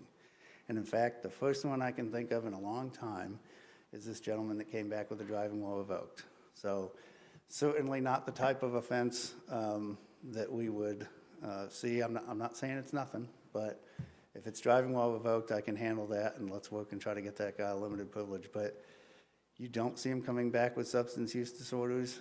You don't see them committing domestic violence. It works. The proof is in the statistics. So it's vital that these courts keep and track those statistics to give. That's your ticket to funding, too. Nobody wants to fund a program that is a big question mark. So gathering and being proud of those statistics is huge, and it's helped our program grow.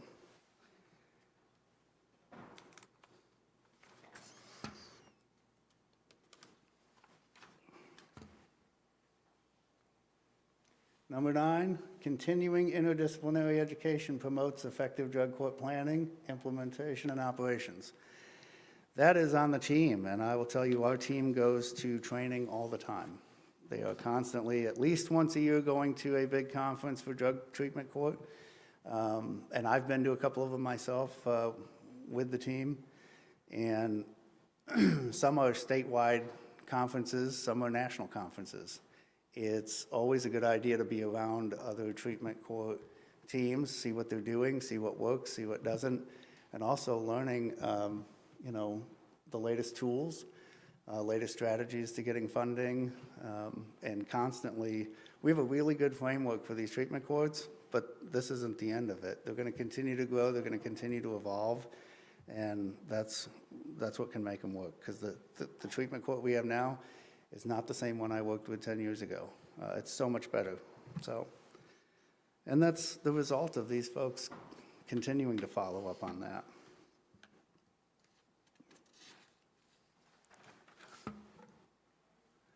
Finally, number 10, forging partnership among drug courts, public agencies, and community-based organizations generates local support and enhances the drug court program effectiveness. That one is huge, because part of this program too, in some cases, we want folks to go out and be employed.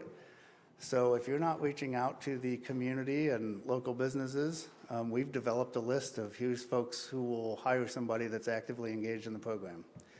Whereas somebody that's on probation for a felony, you go in and you get a background test for a job, and they see that you're on probation for a felony, probably not going to take you. But if they know the program, if they're familiar with it, teaching them about the program, what it does, how much interaction there is with the court and the treatment team for that individual will put an employer at ease that I can hire this person because I can expect a certain behavior type or a certain productivity level out of this person, and it's not a gamble for me to hire this person. It's huge, because if they can't get employment until they're out of the program, it's just not going to work. And also, too, they have a financial incentive because they have to pay. They do have to pay to phase up. Sometimes the Veterans Court's a little different because in order to qualify, you have to qualify for VA benefits, which does fund a lot of your treatment. But if it's somebody in drug court, it's not a high fee, but there is a fee for those folks to participate. And some of that is just some general accountability. We want them to feel like they're paying their own way. We want them to feel like they're progressing. But we want them to go out and to be employed and be fruitful in the community too, because ultimately when we release them, that's what we expect. Here's the Pulaski County Veterans Court, the mission statement of our county-specific court. The program's mission is to meet the needs of the public by addressing the immediate needs of veterans within the criminal justice system. Pulaski County Veterans Court will address veterans' needs through a program of intensive supervision, accountability, veteran-to-veteran mentoring, and treatment aimed towards family and occupational functioning of eligible veteran offenders.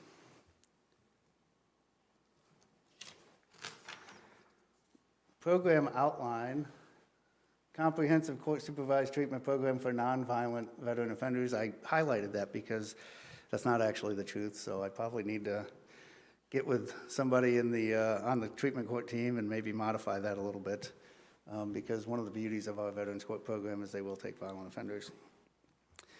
But veteran offenders who exhibit signs of PTS or traumatic brain injury and substance dependency, upon selection, admission of the program is completely voluntary for the defendant.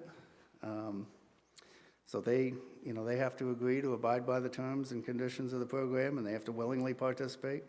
Again, you can't do it for them, and that's part of that, identifying them early and educating them on what the program is so that they can spend that time while you're working on their case to get themselves prepared for it.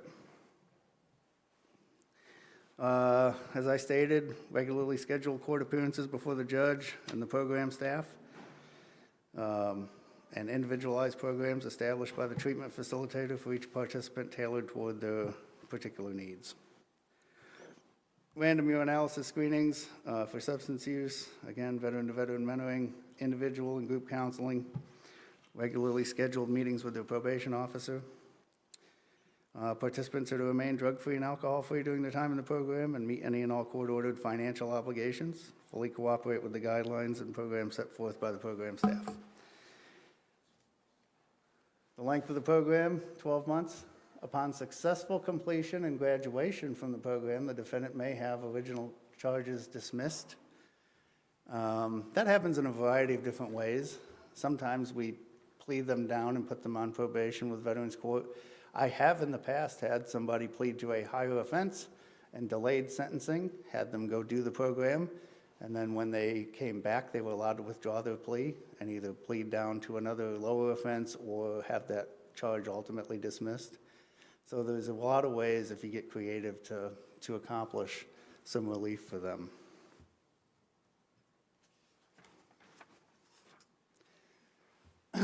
We have different roles. So to introduce you to the staff, obviously the judge is essential to the success of the program, as his or her legitimate authority has an extremely powerful impact on the participants.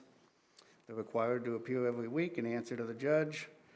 They'll go over their weeks based on information presented at the pre-court staff meeting. Judges will address each individual participant accordingly. Judge will make written entry into the participant's file during the team, regarding the team decisions, and administer reinforcement of positive behaviors, identify areas that need improvement, and impose consequences if circumstances so require. Judge has the power to make final determination on any decision within the program. And that's the truth. The judge is the ultimate arbitrator. I have had where myself and other members of the team are strongly advocating for somebody, but the judge ultimately can refuse them. So getting past that judge is a huge hurdle. So having a judge that's open and reasonable is vital. But also, I will say, the original judge who started these programs in Pulaski County, he was tough, but part of that too was that those participants knew what to expect. If you mess up and you get a sanction, there was no question about whether he was going to impose a sanction or not. He was not wishy-washy, he was very predictable. So somewhere, some happy medium in there is where you want to be. Prosecuting attorney, again, if the prosecutor is not offering treatment court, then that's not an ultimate barrier. I have in the past gone up and done an open plea with somebody and pled my case to the circuit judge to say, Judge, here's what I'm asking for, and here's why this person is a good candidate. If you do an open plea, you can have a sentencing hearing, and part of that sentencing hearing is advocating for getting them in the alternative court program. So don't ever let a prosecutors know, take treatment court out of the equation. And that's been effective largely. I also think because these judges know the recidivism rate is extremely low for those who graduate. So they know if they get somebody in that program and they actually complete it, they're probably never going to see them again. The defense attorney, same. That's one of the harder ones because there's so many defense attorneys. You have a prosecutor or a prosecutor's office that you kind of know where they're at, but every defense attorney is a little different. So reaching out to your local defense bar and trying to get everybody on the same page is a really effective strategy. But we're the ones that ultimately guide these people into the program. And I maintain contact with my clients even after their cases are done. I always tell them, if you have a question, call me. Don't let it become a violation. Call me and let's try to work on a solution before you get revoked.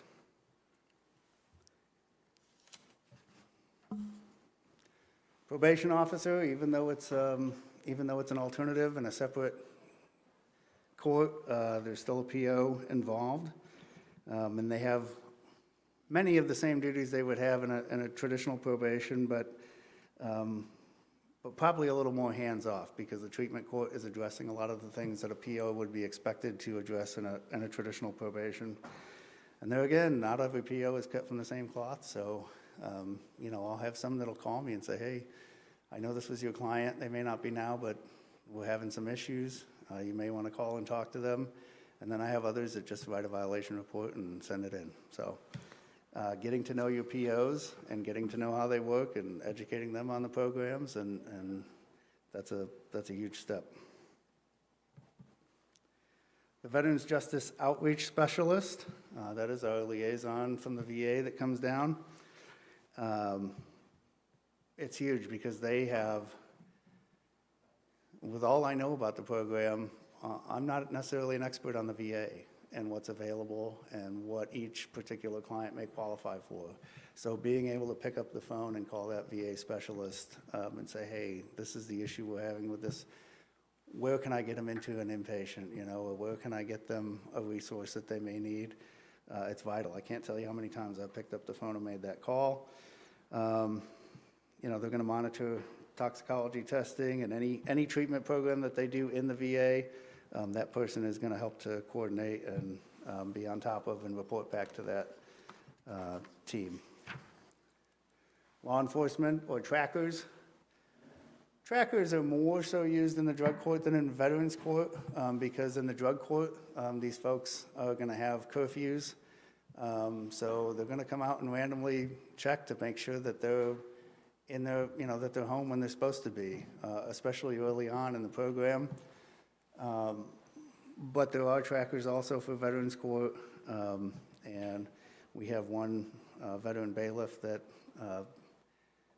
does a lot of work with our veterans court and is also kind of a mentor for them. But that provides it cuts both ways, because in one sense, it's a high level of accountability for these participants. The other is it's a logistical challenge, because again, you can't have somebody in drug court that lives out of county, because that tracker can't be expected to track people in 4 different counties. So you have a drug court administrator.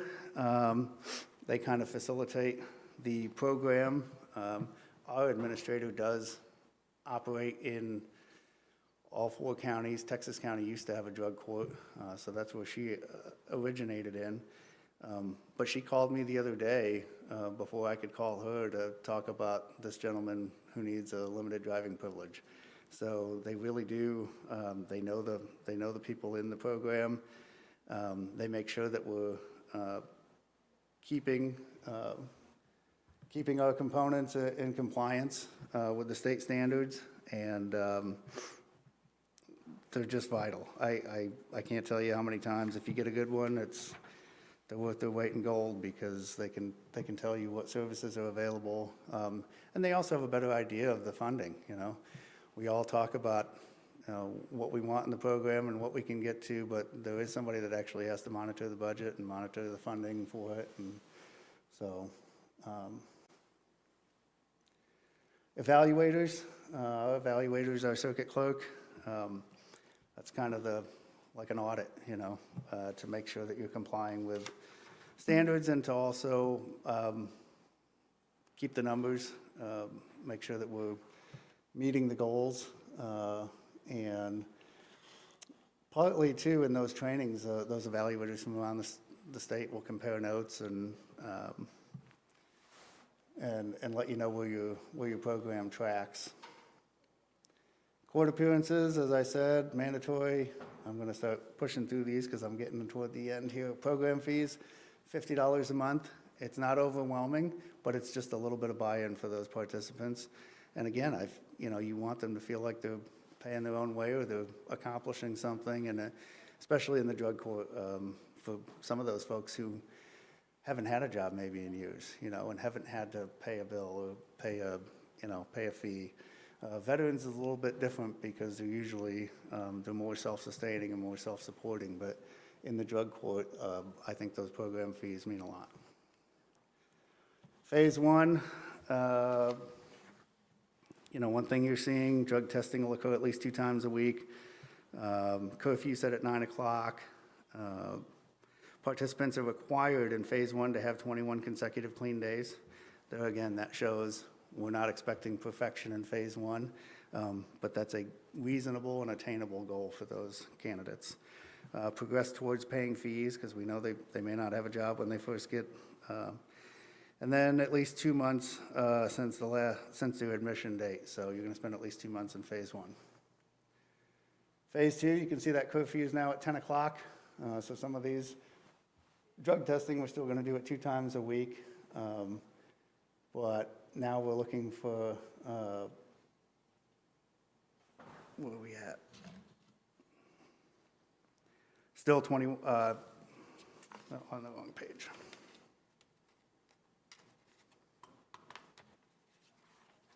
Yeah, 30 days clean is the standard for phase 2. So we're not lightening up a whole lot, but moving the goalpost just a little bit, giving them a little bit more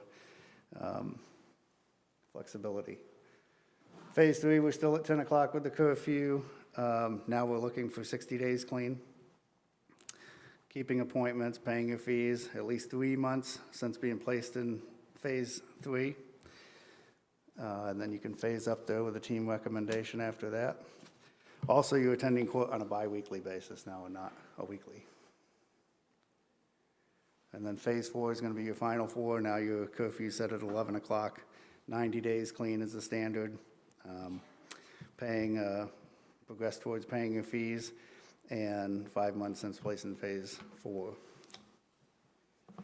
And I'll also tell you, those fees, even though they're kind of nominal, if you don't have your fees paid, you don't phase up. So that's like, sometimes they are clean, and it's that one last thing that they need to do to get to that next phase. Other conditions, electronic monitoring sometimes. Not allowed to smoke, ingest, or consume any substance that's considered a mood-altering substance, even if it's legal. Termination criteria: if they jeopardize the integrity of the program, if they bring any contraband into the jail, manufacturing or selling any substance, commits any new offenses, continues with willful noncompliance, or commits a sexual offense, obviously. Education is a key component also. I'm going to bust through these, some special requests.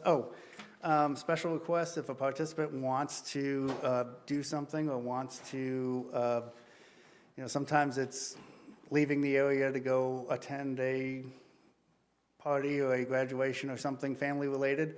You put that special request into the judge so that they know where you're going to be, they know what's going to be involved, and depending on where you're phased in that program, the later your phase is, the more likely they are to grant that. But we've seen a lot of those. I've seen them denied, I've seen them, but the team just has to be on top of stuff like that. Same with travel. Travel could be done in a special request.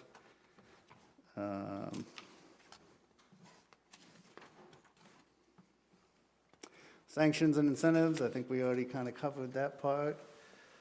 Here's some of the responses: increased community service, writing a paper, doing a research project, jail time, intensifying treatment. Also, we have incentives of praise, acknowledging accomplishments, reduction in court appearances, child or family leave passes, reduction in fees, or outright gifts sometimes. There's some examples too: remaining clean for 30, 60, 90 days, recognition in open court. Graduation is a formal ceremony. Being honest, if you're honest, and we have, sometimes people bringing to the attention of the treatment court that somebody else is jeopardizing the program, or that they've maybe done something they shouldn't, but they were honest. Yes, we're going to have to sanction you, but we're also going to praise you for being honest. And that's that. There's my information, if anybody wants it.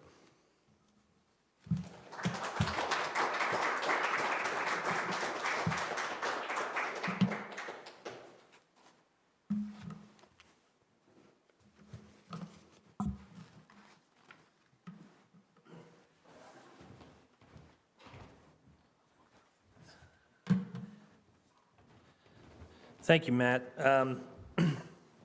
I have a ton of questions, actually.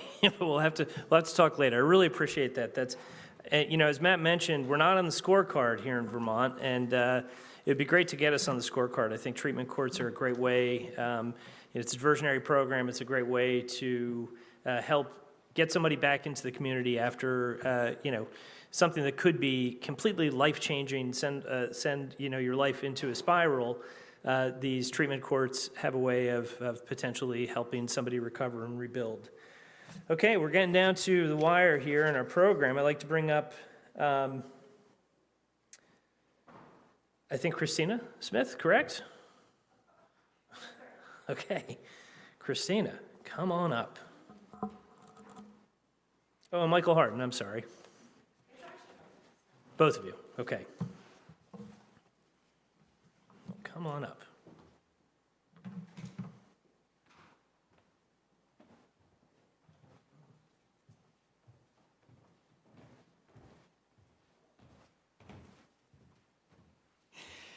Good afternoon. So we've heard lots of readings this morning. We've heard lots of information about veteran courts, and I get probably the most fun part of the program. I get to say thank you, which to me is the best thing that I can possibly do. So the Veterans Law Student Association, we are deeply committed to fostering a supportive community for our veterans. Service members, their families, we want to make sure that you all feel welcome and included here at Vermont Law. One of the traditions that we got to experience today was the ceremonial retirement of our American flag. These flags are physical symbols of the liberty that we study and the sacrifices that we make. Today we had the pleasure of presenting 3 of these retired flags, symbols of our enduring freedom, our enduring support, and our enduring service, to 3 professors who've been instrumental in our success and in carrying out our mission here.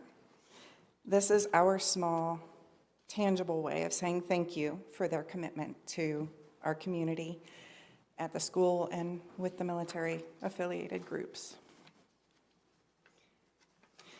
So we're going to begin by recognizing a professor who is the pillar of strength and reliability here at VLSA for us. That's Professor Donald Hayes. Professor Hayes, we know you not just as an esteemed member of the faculty, but as a dedicated advocate who ensures our veteran voices are heard within and without the institution. Year after year, you've been a constant sounding board for our leadership, providing invaluable resources and guidance for our projects, and you have always stood ready to assist our members. Your consistent, steadfast support of the VLSA has allowed us to grow our association and become more known within the school. So the flag that we're going to present you today is the one that was retired in 2023, the year that I started at the school. It represents a year where your commitment provided the necessary foundation for our group to grow and thrive. Professor Hayes, if you could join us up here, please. So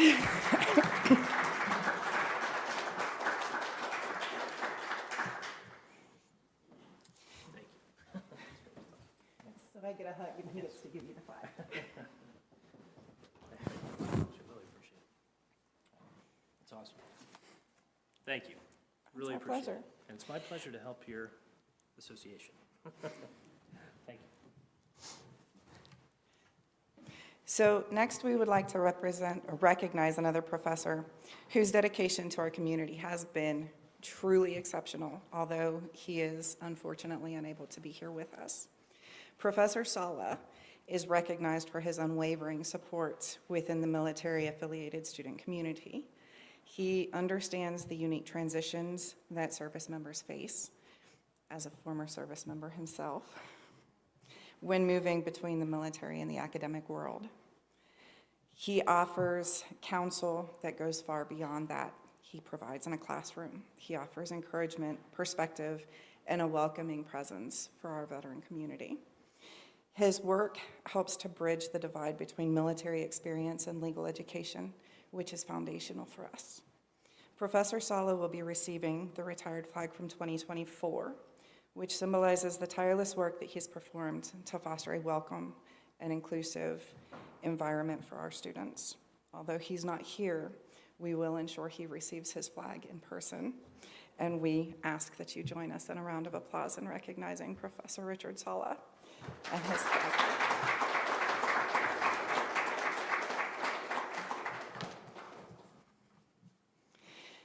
So we're next going to turn our attention to an individual whose commitment and service extends directly into the legal field and professional engagement. Some of you may not know him. He was relatively new last year, but he does teach national security law for us now. Professor Joe Griffo, although he also was unable to attend here today due to obligations within his job.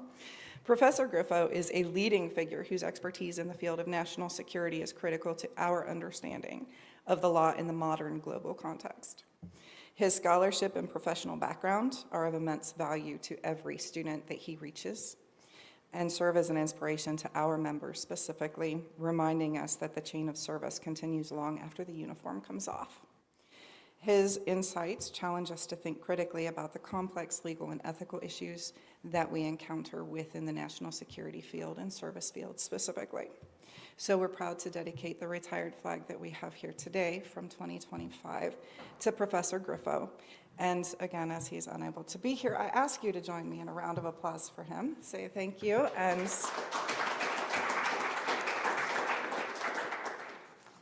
I promise I only have 2 more to do. So in considering today, we want to reflect on that flag retirement ceremony that we were honored to witness with the Norwich National Guard.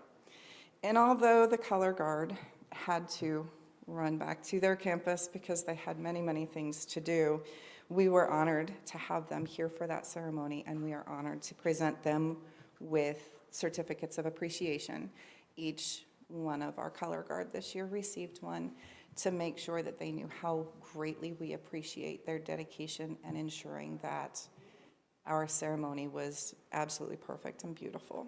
So thanks to them, although they're not here. I promise the last one is.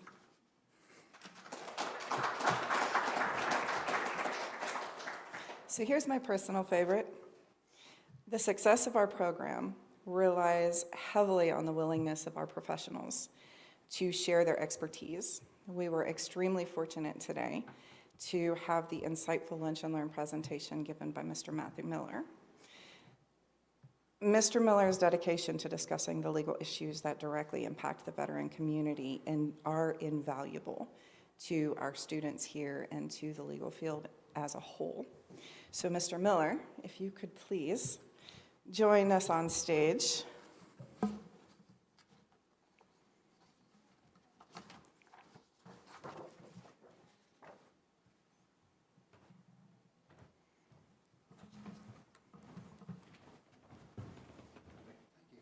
Oh no, smile for them.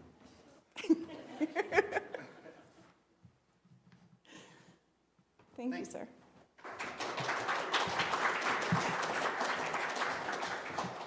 So again, I got the best part because I get to say thank you again, Professor Hayes, Professor Sala, Professor Griffo, all for being champions of our community. We extend our thanks to the Norwich Color Guard and to Mr. Miller for their participation and contributions today. Your collective supports and your services ensure that the VLSA can continue its mission for our military-affiliated students and that they have the resources that they need to be successful.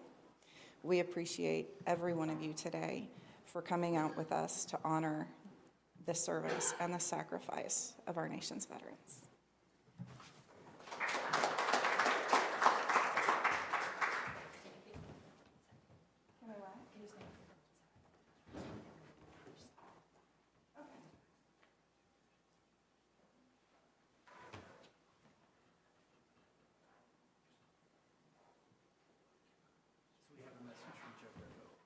We do. I have a text here from Joe Griffo, who just learned that he received an award. And he's thrilled. And his text, when he learned, he said, "Wow, that's great." There's a string here. I'm working my way through. And he said, "That's awesome!" Exclamation point. You can extend my gratitude and wish to all those veterans in the audience a happy Veterans Day. Joe Griffo. That concludes the program, right? We're doing the fellowship. We have Sally Lindsay's, but Yeah, we but- need to oh, go okay. with you first. It's okay.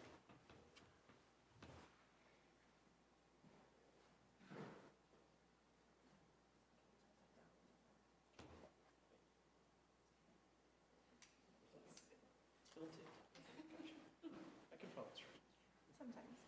I mean, you're a guy.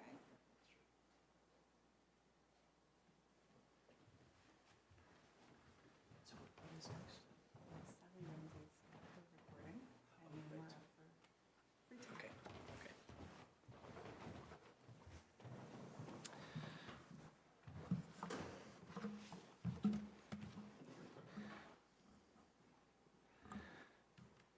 Well, Christine and Michael, thank you very much, and thank you for the beautiful word. It's great, really, to be in such great company with Professor Sala and Professor Griffo. So thank you very much for the recognition.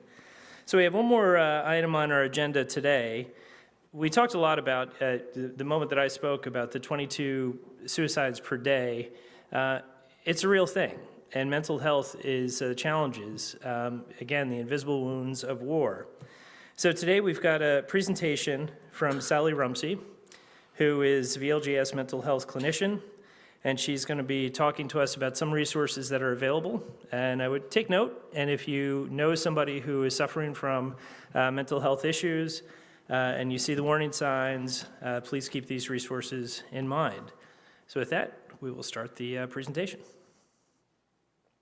Hello, and welcome to the presentation on veterans' mental health.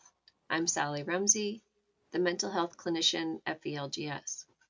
Today I'm going to spend a few minutes talking to you about mental health and some local and national resources.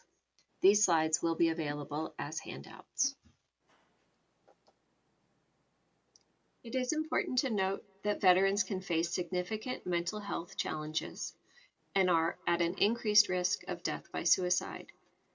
On average, up to 22 veterans die by suicide every day in the U.S. Some common challenges are PTSD, depression, anxiety, and difficulty readjusting to civilian life. Veteran-specific healthcare systems can be difficult to access and create barriers for appropriate care. Christina Smith and I have compiled some resources on the following slides.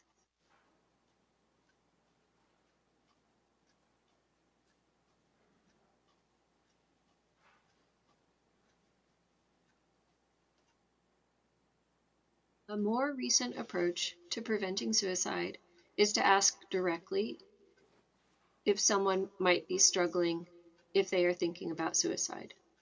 For a long time, it was thought that we should not directly ask if someone was feeling suicidal, but more recent research shows that asking about it is a better prevention strategy than avoiding talking about it.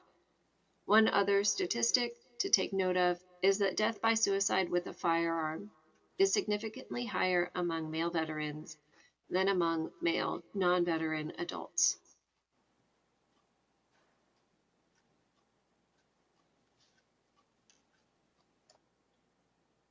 On this slide, we have a great protocol for engaging with anyone, including veterans, when they are in crisis. I would suggest snapping a photo or screenshot of this guide in case you ever find yourself with someone in a crisis and you need guidance on how to proceed. You can always dial 988, the crisis text and talk line, and ask for help as well.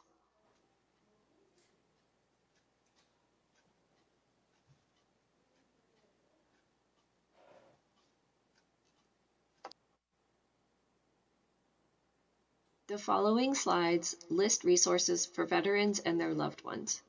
This is the 988 crisis phone text chat line. You dial 988 and select option 1 to be connected to the Veterans Crisis Line. If the wait is too long, you can also hang up and dial 988 and stay on the main line, as often that wait is less than the veteran-specific line. 988 does not immediately trigger emergency response, but can be used anonymously for advice or resources. They can also connect you to local emergency services if appropriate. I've also added a women veteran call center line here. It is not available 24/7, but may be used for specific resources or requests.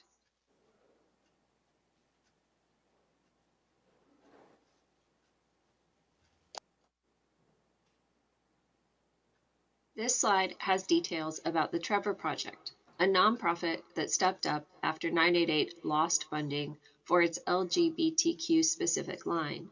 The Trevor Project is a leading national organization that provides crisis intervention and suicide prevention services for lesbian, gay, bisexual, transgender, queer, and questioning young people, ages 13 to 24.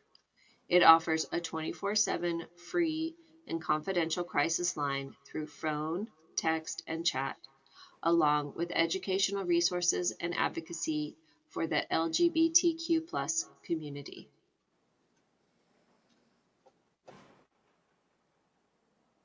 This slide has information about the Vets for Warriors peer support group. Peer support is an incredibly valuable part of mental health support, as it lets people with lived experience offer support to those in need.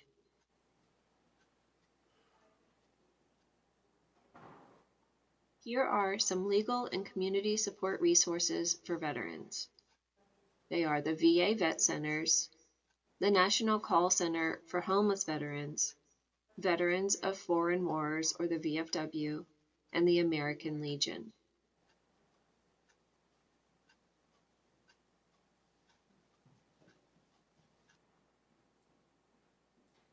There are also resources at VLGS that I will highlight. This year, we have begun offering peer support through our SWAN support groups. We have several in-person and online groups meeting every month. Info can be found in the SBA newsletter and on 25 Live. I also want to highlight that we have a brand new mental health service called Timely Care. This service is available to all VLGS students. The next 2 slides have more info on that service. This is a detailed list of the programs offered by Timely Care. There is Talk Now, on-demand emotional support, which is free and unlimited. There is scheduled counseling available. Once you register, you can view which providers are in your area and when their next available appointments are. Students receive 12 free sessions of scheduled counseling per year. There is also extensive content on the platform about health, self-care, and peer support available as well. It is always free. I've worked hard over the last year to secure this service for our students, so please try it out and let me know what you think of it.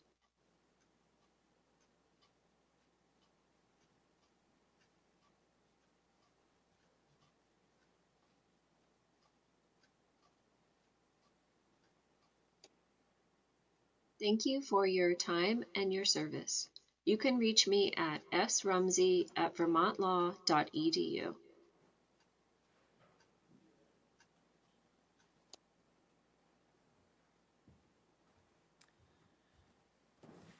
Well, that concludes our program. We do have some snacks and light refreshments on the table over there. I'd like to thank everybody for attending.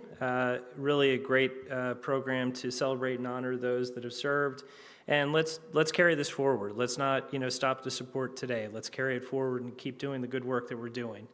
So thank you all for attending, and a special thanks to our veterans and veteran families.